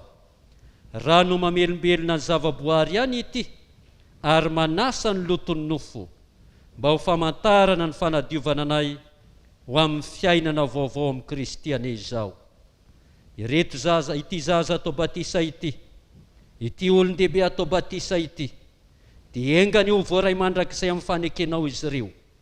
Ampitafiony zanakao ireo ary ampiray sendrika aminy no ny asany fanahinao masina izay mitarika azy isan'andro isan'andro ho amin'ny voninahitra ao mandrakizay.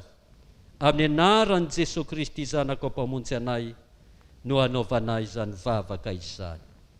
Amen. Mipetraka ny fiangonana.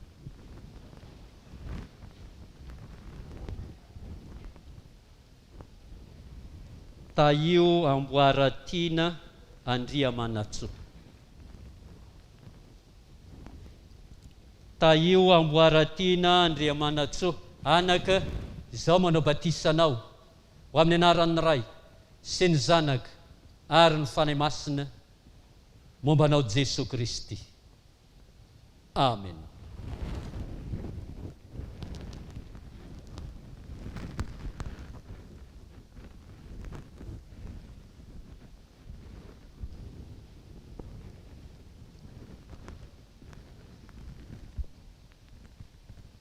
Hardy Andriamihaja nantenaina, izao manao batisanao ho amin'ny anaran'ny Ray sy ny Zanaka ary ny Fanahy Masina mombanao Jesosy Kristy. Amen. Hitsangana isika fiangonana hivavaka.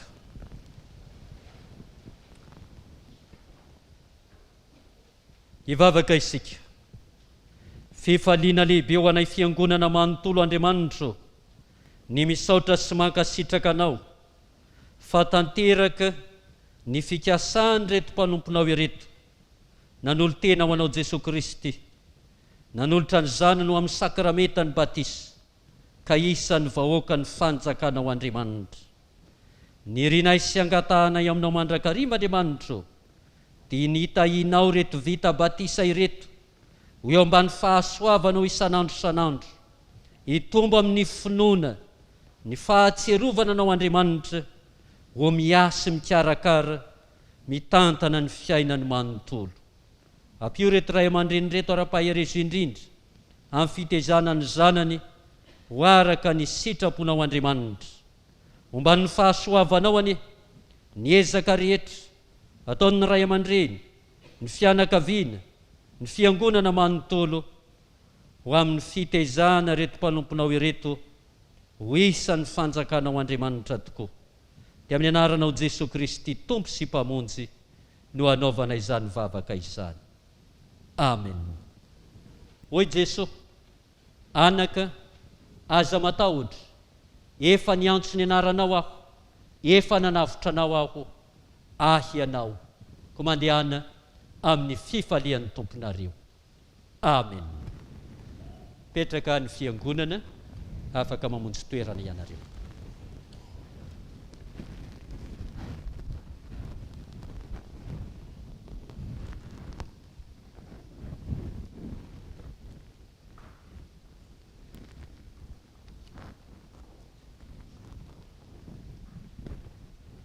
Irosy kosa indray isika izao ry havana amin'ny fanokanana ireo katekomenina andiany vonina.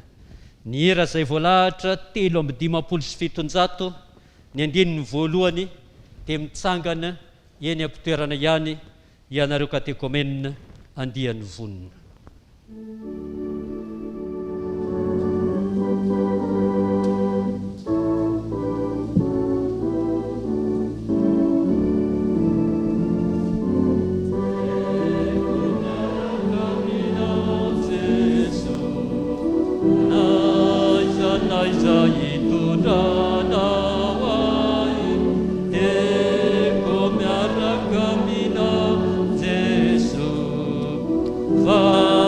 Ianao no miantsoa, miaraka aminao mahory Jesosy tompoko, sy manan'oloka fa ianao no fiainako, anaradiana zay no faniriako.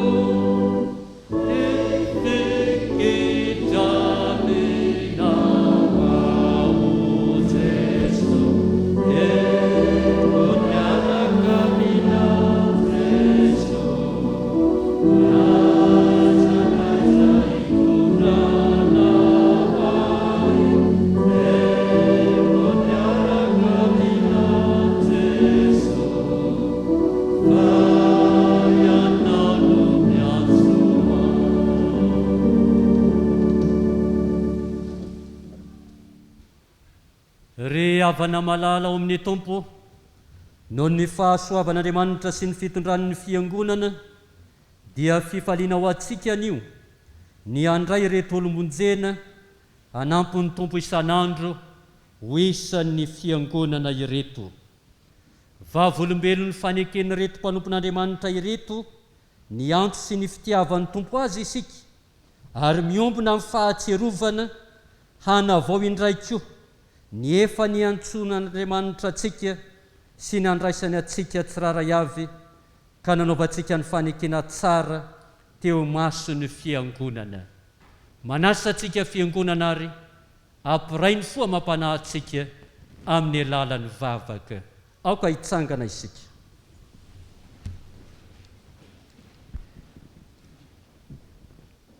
Hivavaka isika. Ry Tompo Andriamanitra ray mandrakizay io, misaotra anao amin'ny fonay manontolo izahay, sitrakao mantsy ny nanome toky anay fa ny teny fikasana momba ny famonjena dia ho anay sy ny zanakay, ary ho an'izay rehetra lavitra na iza atsony ny fitiavana anatona anao. Andriamanitra tsara sy matoky eo, nino ny fanambaranao izahay, ka teo amin'ny batisa dia nanokana ny zanakay ho anao izahay, ka nangataka ny hiritsahan'ny fahasoavanao aminy. Nampianarina iny filazan'ny tsaranao izy, ary niezaka izahay na dia malemy aza mba hitarika azy ho amin'ny fiainana mandrakizay, dia ny mahafantatra anao izay Andriamanitra tokana sady marina sy Jesosy Kristy izay efa nirahinao. Ary ankehitriny Andriamanitra, rehefa nandre ny antsonao reto mpanomponao ka afaka hifidy ankalalahana ny lalana izorany, dia indro tonga eto anatrehanao manatrika ny altaranao masina mba hanambara ny finoany. Ray eo, mba henoy ireny vavaka izay miakatra any aminao azy ireo, raisiko izay rehetra anio ho amin'ny firaisana masina amin'ny Jesosy Kristy zanakao, fa noho ny aminy ary miaraka aminy no angatahana izany vavaka izany. Ho anao irery, ny saotra sy ny dery, ny aja sy ny voninahitra, mandrakizay. Amen. Mipetraka ny fiangonana.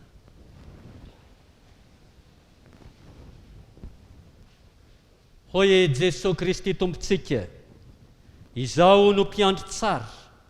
Ny mpiandry tsara manolotra ny ainy hamonjy ny ondry.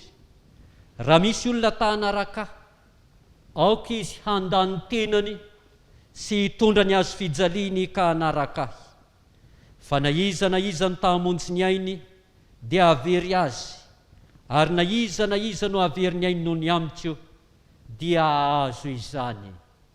Fa inona moa so azon'ny olona raha mahazo zao tontolo izao kanefa avery ny ainy, ary inona no men'ny olona ho takalony ainy?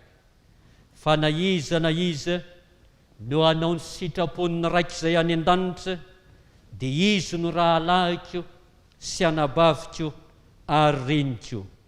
Ary amin'izany nazovina no anakay eo anatrehan'ny olona, dia ekeko kosa izy eo anatrehan'ny raiky izay any an-danitra. Fa nazovina no anday ahy eo anatrehan'ny olona, dia ho lavitra kosa izy eo anatrehan'ny raiko izay any an-danitra. Noho izany tenin'i Jesosy Kristy, fanorenana ny fanokanana anareo mpandray ny fanasan'ny tompo izany ary, dia mangataka anareo izahay mba hamaly ny fanekena izay ilain'ny fiangonana amin'izay rehetra te ho anisany. Ianareo va, mino an'Andriamanitra mpahary atsika sady raintsika any an-danitra, izay tia atsika ka nanome an'i Jesosy Kristy zanany lahy tokana izay maty sy nitsangana tamin'ny maty ho famonjena atsika. Mino izany va ianareo tompoko? Mino an'i Jesosy Kristy zanany izay manome famelan-keloka sy fiainana mandrakizay ho an'ny mpanota rehetra mibebaka, ka manaiky azy ho tompo sy mpamonjy va ianareo tompoko? Moa ianareo va, manaiky ho an'ny tenanareo ny faneken'ny batisa izay nandraisanareo ny fanomezan'ny fanahy masina, mba hizoranareo amin'ny lalan'ny fiainana kristianina, ka ho tian'Andriamanitra ianareo, akatony sitrapony ianareo, atsiaro ianareo fa ny vavaka sy ny famakina ny baiboly ary ny famonjena fa ny pompivavahana sy ny fanasana masina no adidy sady tombotsoany miny. Manaiky izany fa ianareo tompoko. Ankehitriny ary dia mangataka anareo handroso, hanambara pahabe maso ny fanekenareo ny tompo eto anatrehany reto vavolombelona ireto. Miaraka tsara ianareo ndao ary.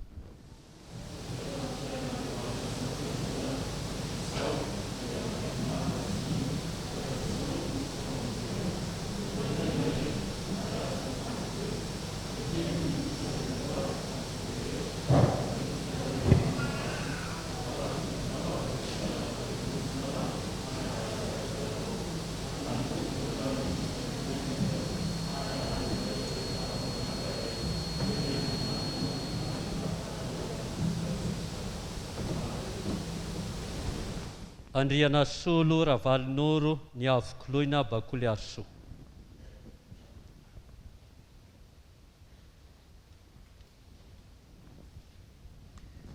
Andriana solo Ravalonoro ny avokoloina Bakoly Arso. Noho izany fanekena nataonao teo anatrehan'Andriamanitra sy ny fiangonany zany, dia amin'ny anaran'ny Ray sy ny Zanaka ary ny fanahy masina no itsofanay rano sy andraisanay ianao ho isan'ny momba ny tenan'i Kristy, ka hanasana ianao andray anjara miaraka aminay amin'ny fanasan'ny tompo. Ary Andriamanitra raitsy to, izay niantso anao hiala tamin'ny maiziny ho amin'ny fahazavany mahagaga no ahatanteraka sy ampiorina ary ampitoetra anao. Amen. Repandray ny fanasan'ny tompo vaovao mitsangana mahereza sy mahatanja momba anao ny tompontsika. Amen. Mamiaro chant felany.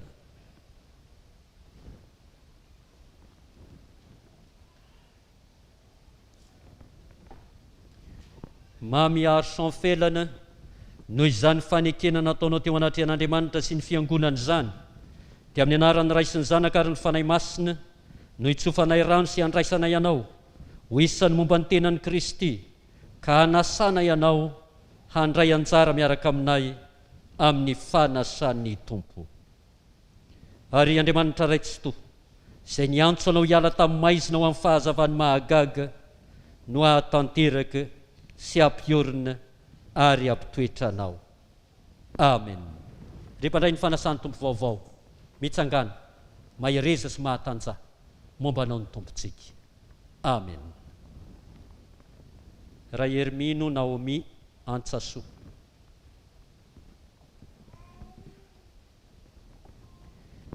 Ray Hermino Naomi Antsasoa, noho izany fanekena nataonao teo anatrehan'Andriamanitra sy ny fiangonany zany, dia amin'ny anaran'ny Ray sy ny Zanaka ary ny fanahy masina no itsofanay rano sy andraisanay ianao ho isan'ny momba ny tenan'i Kristy, ka hanasana ianao handray anjara miaraka aminay amin'ny fanasan'ny tompo.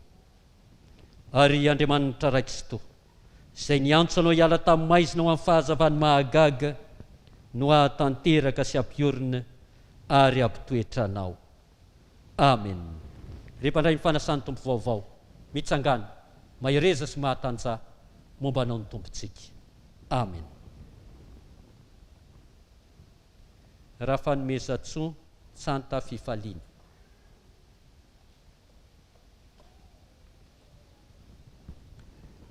Raha fanomezan-tsoa tsanta fifaliana, noho izany fanekena nataonao teo anatrehan'Andriamanitra sy ny fiangonany zany, dia amin'ny anaran'ny Ray sy ny Zanaka ary ny fanahy masina no itsofanay rano sy andraisanay ianao ho isan'ny momba ny tenan'i Kristy, ka hanasana ianao handray anjara miaraka aminay amin'ny fanasan'ny tompo. Ary Andriamanitra raitsy to, izay niantso anao hiala tamin'ny maizina ho amin'ny fahazavany mahagaga no ahatanteraka sy ampiorina ary ampitoetra anao. Amen. Repandray ny fanasan'ny tompo vaovao mitsangana mahereza sy mahatanja momba anao ny tompontsika. Amen. Randriamaro Voangy Finaritra Angela.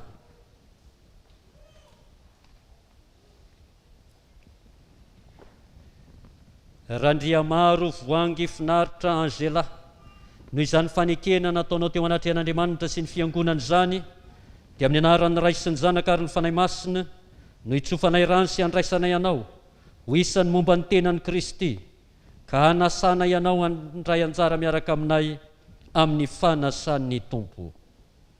Ary Andriamanitra raikitoa izay niantso anao hiala tamin'ny maizina ho amin'ny fahazavany mahagaga no ahatanteraka sy ampiorina ary ampitoetra anao. Amen. Rehefa indray ny fanasan'ny Tompo vaovao mitsangana mahereza sy mahatanja momba anao ny tompontsika. Amen.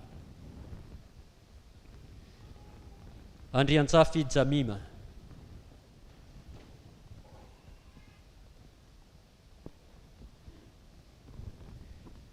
Andrianjafy Jamima, noho izany fanekena nataonao teo anatrehan'Andriamanitra sy ny fiangonana izany dia amin'ny anaran'ny Ray sy ny Zanaka ary ny fanahy masina no hitsofanay rano sy handraisana ianao ho isan'ny momba ny tenan'i Kristy ka hanasana ianao handray anjara miaraka aminay amin'ny fanasan'ny Tompo. Ary Andriamanitra raikitoa izay niantso anao hiala tamin'ny maizina ho amin'ny fahazavany mahagaga no ahatanteraka sy ampiorina ary ampitoetra anao. Amen. Rehefa indray ny fanasan'ny Tompo vaovao mitsangana mahereza sy mahatanja momba anao ny tompontsika. Amen. Ralijaona Ravola Jery.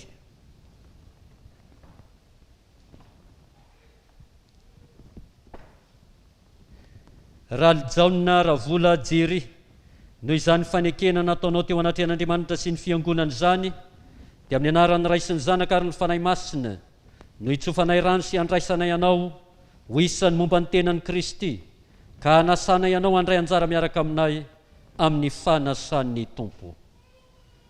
Ary Andriamanitra raikitoa izay niantso anao hiala tamin'ny maizina ho amin'ny fahazavany mahagaga no ahatanteraka sy ampiorina ary ampitoetra anao. Amen. Rehefa indray ny fanasan'ny Tompo vaovao mitsangana mahereza sy mahatanja momba anao ny tompontsika. Amen. Randriamanana nomena lanja.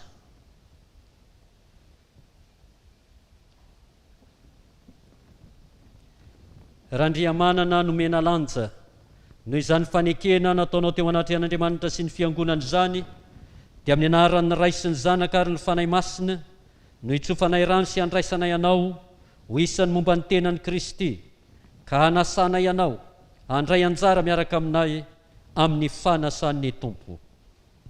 Ary Andriamanitra raikitoa izay niantso anao hiala tamin'ny maizina ho amin'ny fahazavany mahagaga no ahatanteraka sy ampiorina ary ampitoetra anao. Amen. Rehefa indray ny fanasan'ny Tompo vaovao mitsangana mahereza sy mahatanja momba anao ny tompontsika. Amen. Rasetra ny aina Alpha.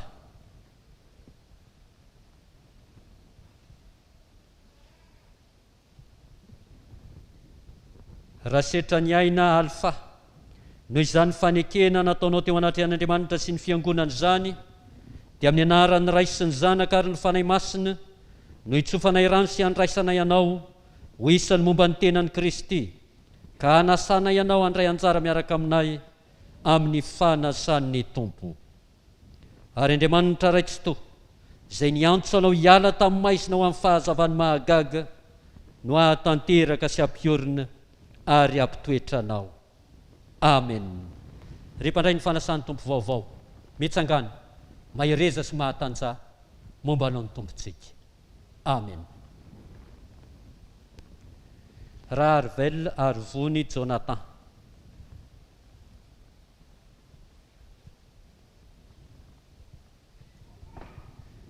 Raharvel Arvony Jonathan, noho izany fanekena nataonao teo anatrehan'Andriamanitra sy ny fiangonana izany dia amin'ny anaran'ny Ray sy ny Zanaka ary ny fanahy masina no hitsofanay rano sy handraisana ianao ho isan'ny momba ny tenan'i Kristy ka hanasana ianao handray anjara miaraka aminay amin'ny fanasan'ny Tompo. Ary Andriamanitra raikitoa izay niantso anao hiala tamin'ny maizina ho amin'ny fahazavany mahagaga no ahatanteraka sy ampiorina ary ampitoetra anao. Amen. Rehefa indray ny fanasan'ny Tompo vaovao mitsangana mahereza sy mahatanja mombanao ny tompontsika. Amen. Ary dia andre mihaja nantenaina.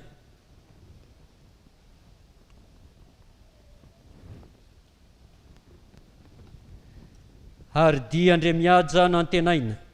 Noho izany fanekena nataonao teo anatrehan'Andriamanitra sy ny fiangonana izany, dia amin'ny anaran'ny Ray sy ny Zanaka ary ny fanahy masina, no itsofanay rano sy andraisana ianao ho isan'ny momba ny tenan'i Kristy, ka hanasana ianao handray anjara miaraka aminay amin'ny fanasan'ny Tompo.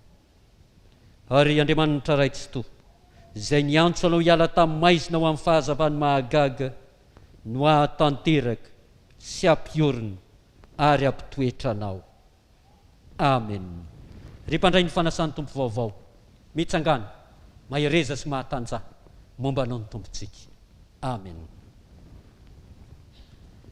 Andria mamonjy soa Njafy tanteraka Joanina.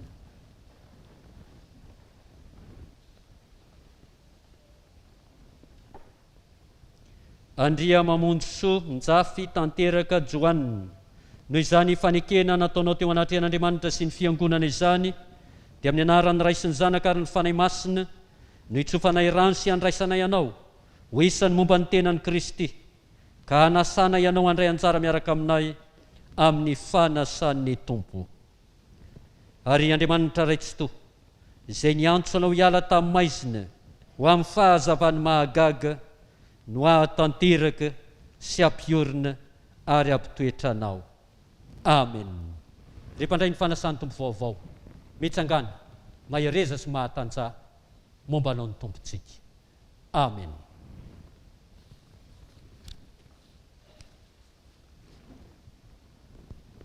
Ndeha hitsangana isika fiangonana hivavaka hisaotra ny Tompo.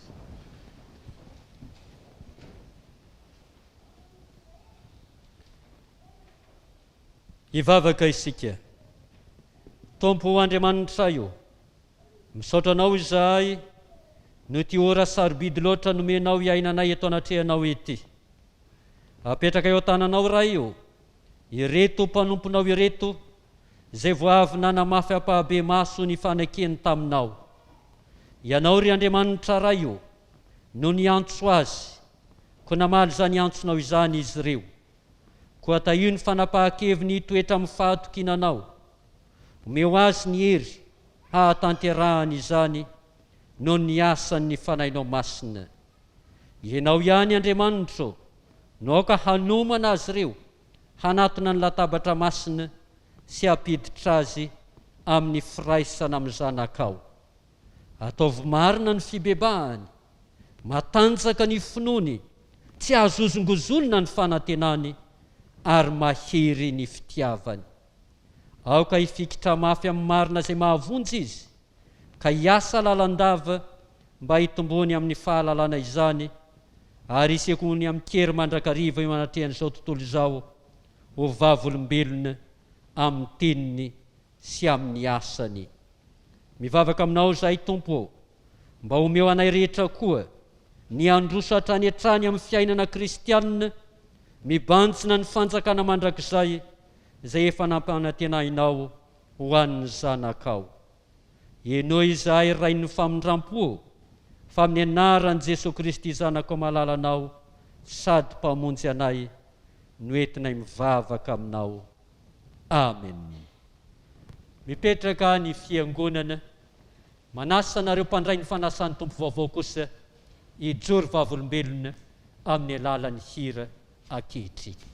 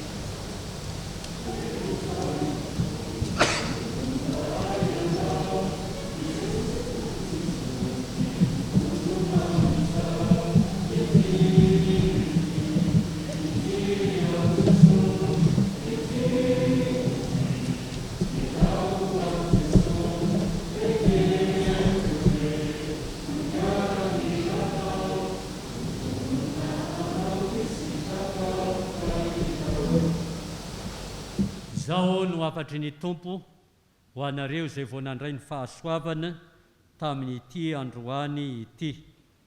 Tany mafy izay anananao mba tsy siaka ny satro voninahitra ao, dia mitomboa amin'ny fahatsarana rehetra ho voninahitran'Andriamanitra raitsika. Mahereza ao amin'ny tompo sy amin'ny herin'ny faherezany dia mandehana amin'ny fifalian'ny tomponareo. Amen. Petraka ianareo.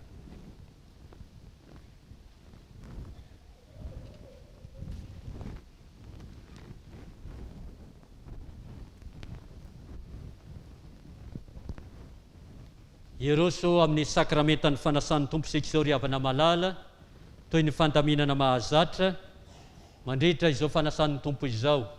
Rehefa miteny ny mpitandrina manao hoe hiara-mitsangana isika, dia ny mpandray ny fanasan'ny tompo ihany no mitsangana, fa ny tsy mpandray kosa mipetraka am-pilaminana sy ampahanginana, mivavaka mangina ao am-po.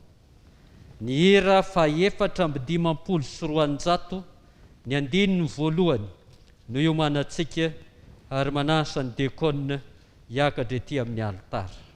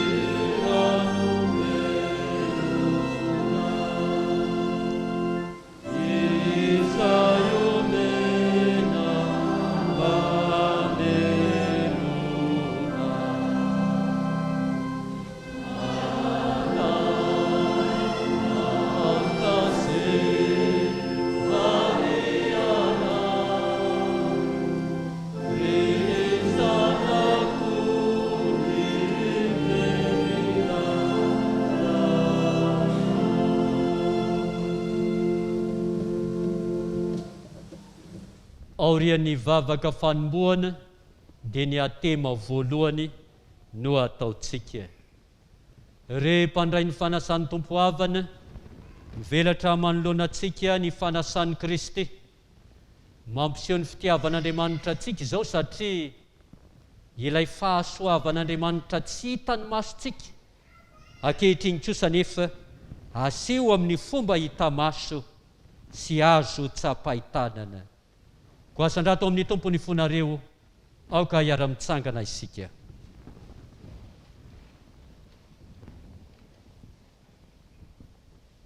Fa voasoratra hoe, e ianareo rehetra izay mangetaheta, mankanesa amin'ny rano, ary ianareo izay tsy manam-bola, avia mividia ka homana, eny avia mividia divay sy ronono, nefa tsy ambola na amin'ny karena. Nahoana ianareo no mandany vola amin'izay tsy hanina, ary ny vokatry ny fisasaranareo amin'izay tsy mahavoky. Mihaino dia mihaino ahy, ka hano izay tsara dia aoka iravoravo amin'ny matavy ny fanahinareo. Hivavaka isika. Fantatray fa tompon'ny tompo sy mpanjakany mpanjaka ianao, ry Jesu Kristy tompo sy mpamonjy anay io. Anao avokoa ny fahefana rehetra ny an-danitra izay ety ambonin'ny tany. Midera sy mankalaza ary manome voninahitra anao isan'andro isan'andro, ny anjely tsy mbialinalina, ny mpaminany, ny apôstôly, ny martiora ary olom-boavitra efa sambatra any aminao.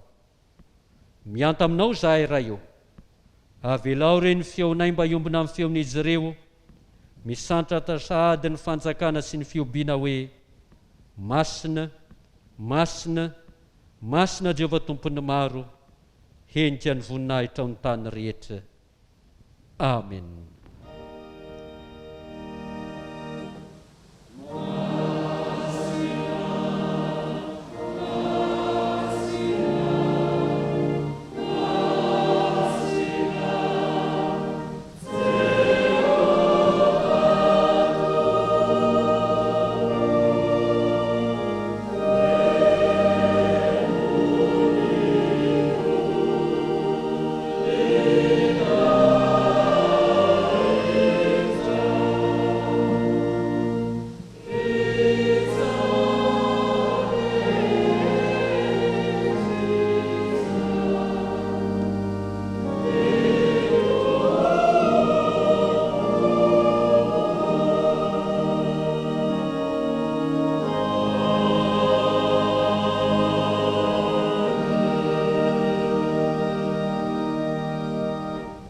mipetraka ianareo.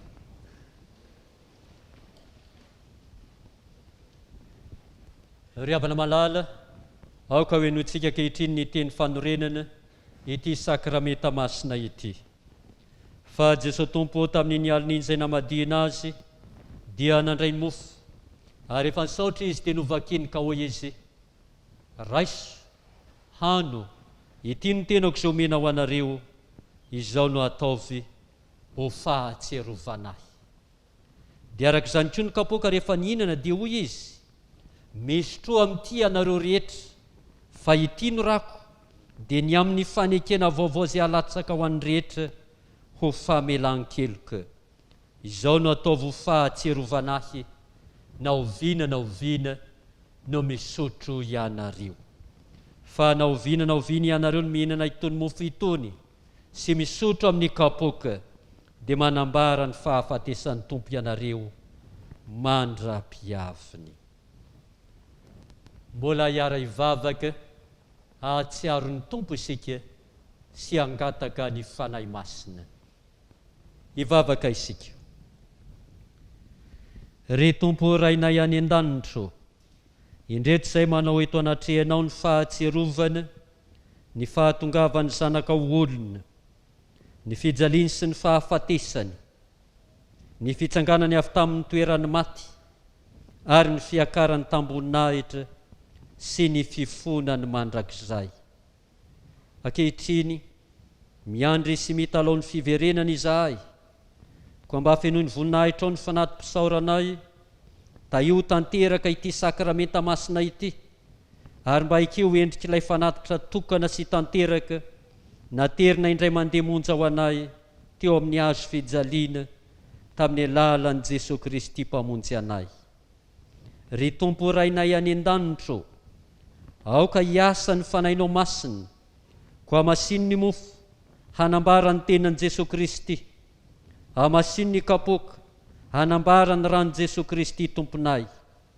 Hiasa aminay tsiraray avy eny ny fanahinao masina mba hahatserovanay ho tena tafaray marina tokoa amin'ny tena sy ny ran'i Jesosy Kristy Tomponay eo ampandraisana ny mofo sy ny kapoaka. Fa ny fanahinao masina no naharinao anay, hamelomanao anay, hanamasinanao anay, ary hanomezanao anay ny zava-tsoa rehetra. Miano anay ry Andriamanitra tsy toa, noho ny fitiavanao sy ny famindramponao ao amin'ny Kristy, fa amin'ny anarany no angatahana izany vavaka izany. Amen. Ny mofo izay vakitsika dia manambara ny tenan'i Jesosy Kristy izay novakina ho antsika. Ary satria iray ihany ny mofo, isika rehetra na dia maro aza dia tena iray ao amin'i Jesosy Kristy, satria samy mandray amin'izany mofo iray izany avokoa.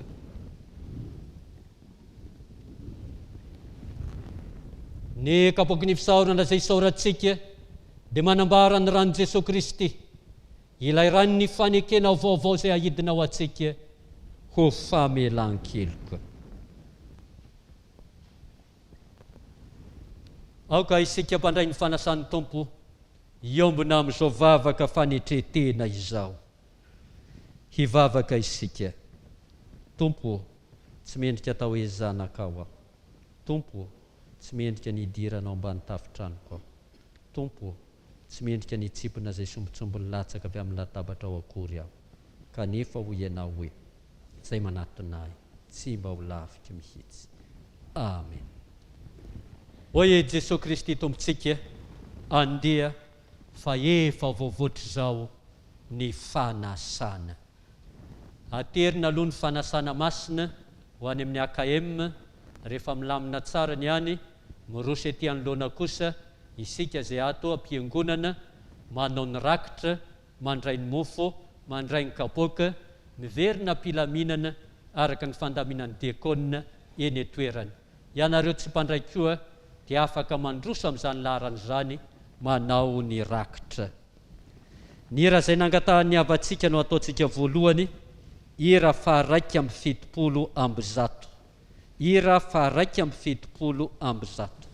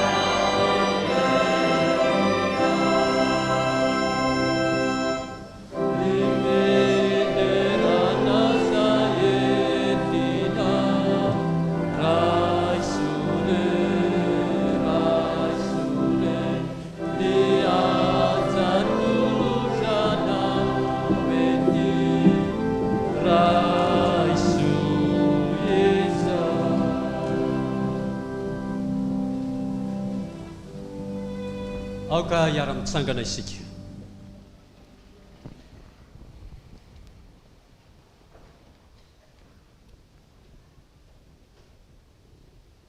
Hoe Jesosy Kristy tompontsika, raiso, hano, ity ny tenako, izao nataovo fahatserovanahy.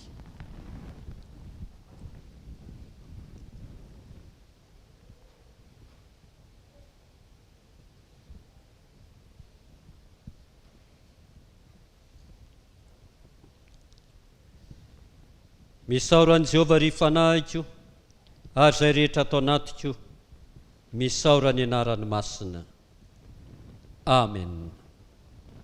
Ohatry Jesosy Kristy tompontsika, sotroinareo rehetra ity, fa ity no rako, zao natao vo fahatserofanahy.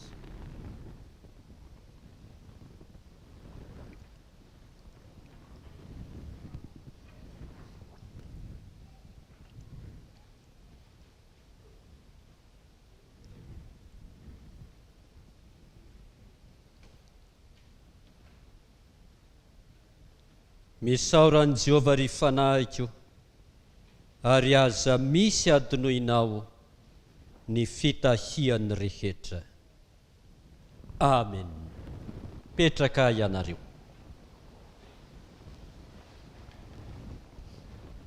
Zao no afatra ho atsika mpandray ny fanasan'ny tompo rehetra, zay voavy nandray ny tena sy ny ran'i Kristy. Koa tahaka nandraisanareo an'i Kristy Jesosy tompo, dia mandehanao aminy araka izany koa, ka mamaka tsara sy miorina mafy ao aminy, ary tafatoetra amin'ny finoana toy ny efa nampianarana anareo ka mazoto amin'ny fisaorana. Amen. Misaotra an'Andriamanitra lehibe isika ry havana, afaka niombona tamin'izao sakramenta masina izao, isaorantsika ny tompo, fa ny tombo isa indray ny mpandray ny fanasan'ny tompo eto anivon'ny fiangonana, dia mirary soa sy mampahery anareo mpandray ny fanasan'ny tompo vaovao. Araka ny fandaminana eto anivon'ny fiangonana, mbola fanajana ihany koa ny fehpetraram-pahasalamana, dia mbola misy ny fandraisana ny fanasan'ny tompo amin'ny tapabolana anio 15 Novambra. Mbola misy ihany koa katekomena andiany vonina 14 mianada ho raisina mpandray ny fanasan'ny tompo amin'ny tapabolana anio. Ho anareo izay voatokana dia tsarovy fa misy ny porte ouverte, fanolorana ihany koa ny certificat izay iarahana amin'ny promotion manaraka amin'ny asabotsy 27 ny volana Novambra, folakandro, ka dia tonga eto am-piangonana ianareo amin'izany fotoana izany. Fampatsivana farany ry havana dia mbola manasa antsika iombona amin'ny vokatra karakarainy ny sampana fifoazana ao ivelany ao. Hanolotra ny rakitra isika izao ry havako, aorian'ny fanolorana ny rakitra dia ahatsiaro manokana ny sekoly FJKM Betanantanana isika, aorian'izay ny famaranana ny fotoana. Ny era 7:valopolo andininy 14 no iomanantsika ho fanolorana ny rakitra, hitsangana isika rehetra amin'izany.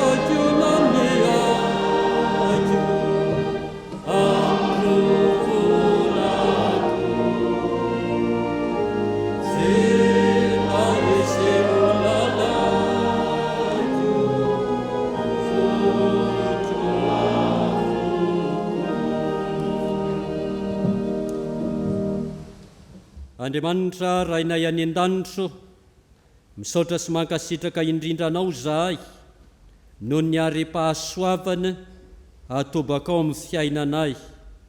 Ary eto dia vavolombelona izany ny mpanomponao izay manolotra rakom-pisaorana ho anao Andriamanitra, noho ny fitahianao azy ireo, noho ny fiarovanao azy ireo, noho ny fanambinanao azy ireo.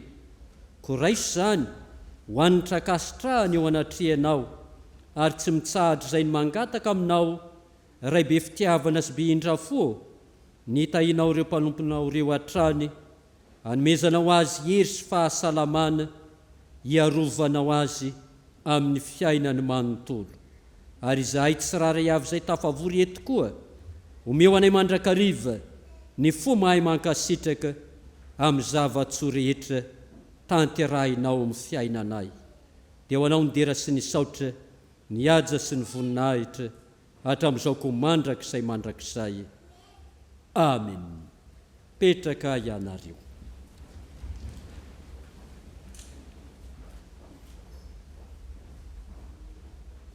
Izao ary mialohan'ny amaranana dia mangataka anareo talesy mpampianatra avy amin'ny sekoly FJKM Betanatanana hitsangana ety amin'ny altara, manasa antsika birao mpiangonana ihany koa hitsangana ety amin'ny altara.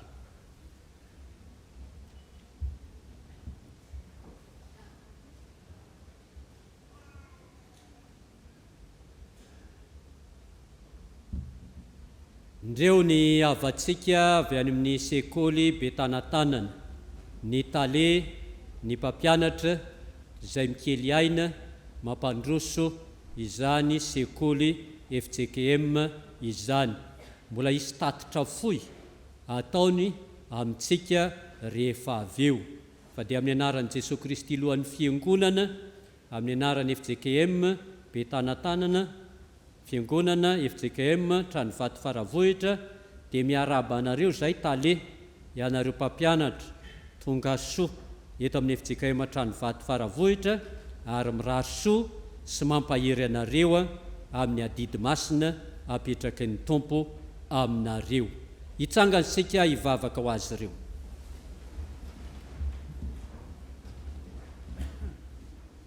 Hivavaka isika. Indreo ny mpanomponao Andriamanitro, ny tale sy ny mpampianatra eo anivon'ny sekoly FJKM Betanatanana. Ianao ny efa niantso sy ny fidy azy ireo, nametraka izany andraikitra masina sy mankadiry izany, koa tario sy ampaherezo mandrakariva amin'ny fanainao masina ireo, tolory fahendrena sy fahazavan-tsaina avy aminao, tsy kely soroka ho amin'izany asa masina napetraka ho tanterahana izany. Meo azy sy ny ankohonana, ny hery sy ny fahasalamana, ny fifaliana amin'ny fanomponanao, ary omeo anay fiangonana ihany koa ny fo mahatsiaro azy ireo amambavaka mandrakariva mba handrosoa ny asanao ary anohana azy ireo amin'izay tokony ho tanterahina hampandroso sy hampiroborobo ny sekolinao. Dia amin'ny anaran'i Jesosy Kristy lohan'ny fiangonana, Tompo sy mpamonjy anay no anaovanay izany vavaka izany. Amen. Manaraka izany araka ny fandaminana eto amin'ny fiangonana dia misy ny endrika hita maso, ho fisaorana sy fankasitrahana, ho fanohanana anareo amin'izany asa masina tanterahanareo izany, ka dia mirary soa mahereza indrindra. Afaka mipetraka ny fiangonana dia miroso tale manao ny tatitra sy ny tsara ho fantatra.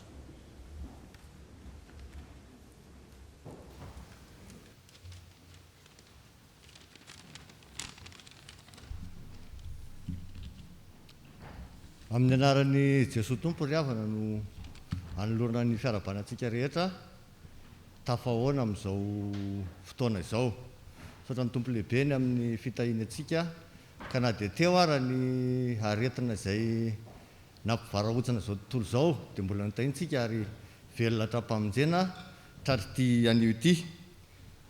Ny voalohanteny ry havana dia ny fisaoran'Andriamanitra, misaotra azy arak'izany satria hoe hoe ny fitahian'Andriamanitra no mbola mahatoy izao antsika. Anao tatitra fohifohy aho avy amin'ny sekoly, avy amin'ny fiangonana any Tranovato Betanatanana.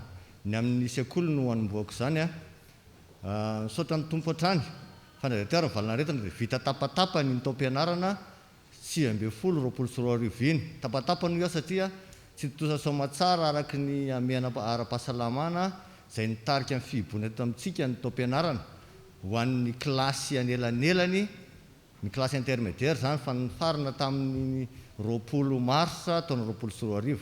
Na izany kosa ara totosa tsaka sy andavany ny an'ny kilasy mpanadina, ny kilasy de septième, nanana candidat isika 5 izy ireo niatrika izany fanadinana zany ny antony ara-pahasalamana moa ny anankiray tsy afaka niatrika fa valo izy ireo niatrika ny fanadinana CPE dia ny naomby tamin'ireo valo niatrika ireo zany dia 5 zany hoe raha nitaha isanjato zany dia teo amin'ny 12 faingo 5 isanjato nitaha-pahampanadinana tao amin'ny sekolontsika tamin'iny taona lasa iny 20 moa ny isan'ny mpianatra tamin'izany isaorana nefa ny tompo fa mitombo hatrany kosa ny isan'ny mpianatra kehitriny satria raha nanao ny fanoratana anarana izahay tamin'ny alatsinainy teo izay andro natokana napetraka ihany koa nomboan'ny tao-pianarana vaovao ny 20 oktobra 2023 dia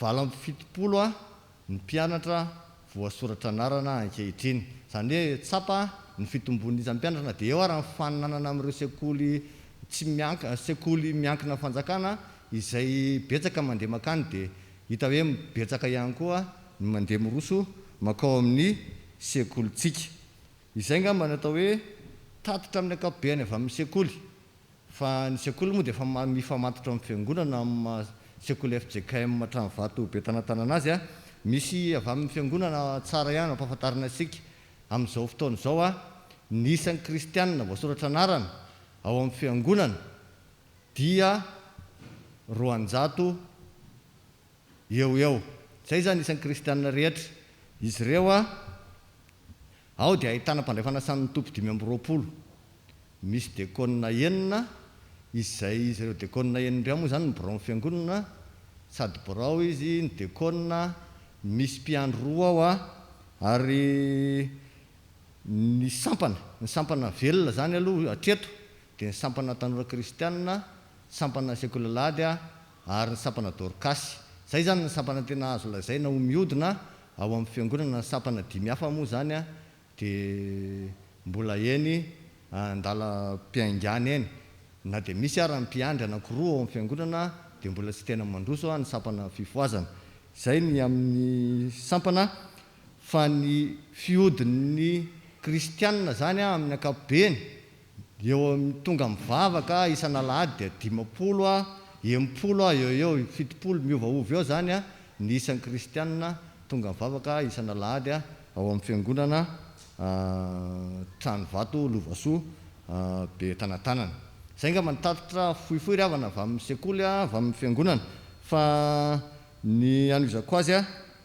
dia fisaorana anareo rehetra ny fiangonana Tranovato Faravohitra tarihan'ny mpitandrina amin'ny vady ny biraon'ny fiangonana ny sampanasa ny asa izay tsaronay tokoa ny tena tsapanay ny tena fanohananareo anay ny ambavaka fitotronareo anay ambavaka na dia mafy sy lavitra ary ny toerana dia mitotro ambavaka ianareo tsy vitan'izany fa ataonareo izay tena ezaka rehetra ahafahana mampandeha ny sekoly manohana anay nareo amin'ny lafi ny tamaso amin'ny lafi ny fivelomana zany isaorana izany Andriamanitry ny fiadanana ane omba sy hitanareo izy amaly fitianareo fa izahay dia tsy efa na inona amin'izany famalina fitiavana zany dia makasitraka tompoka makatelina samota iny isika izay ry havana nitatitra roso anareo ka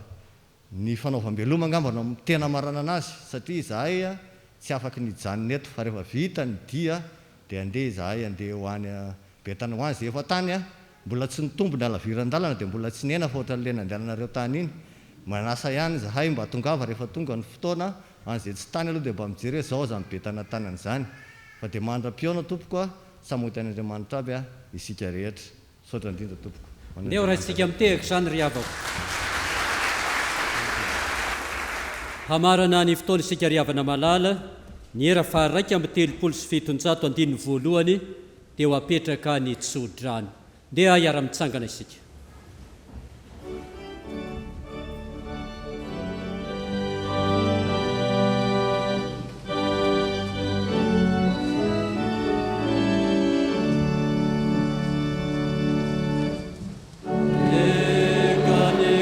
Oh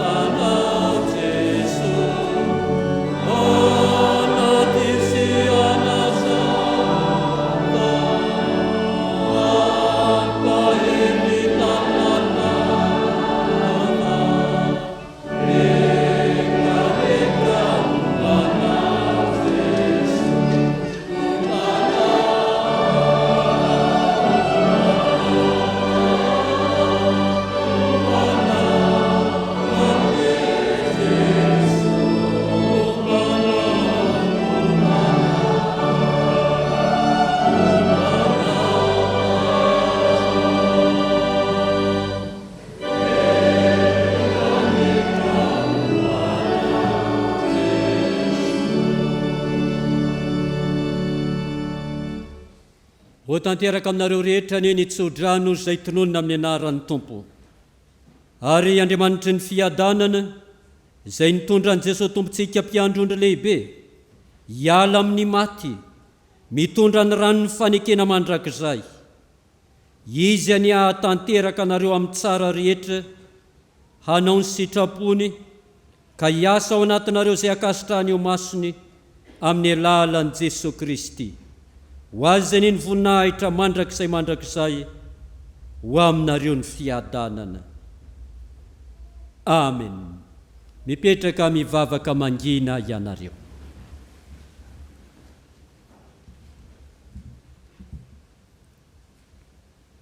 Ho an'Andriamanitra ireriany ny voninahitra amin'ny anaran'ny Ray sy ny Zanaka ary ny Fanahy Masina. Amen.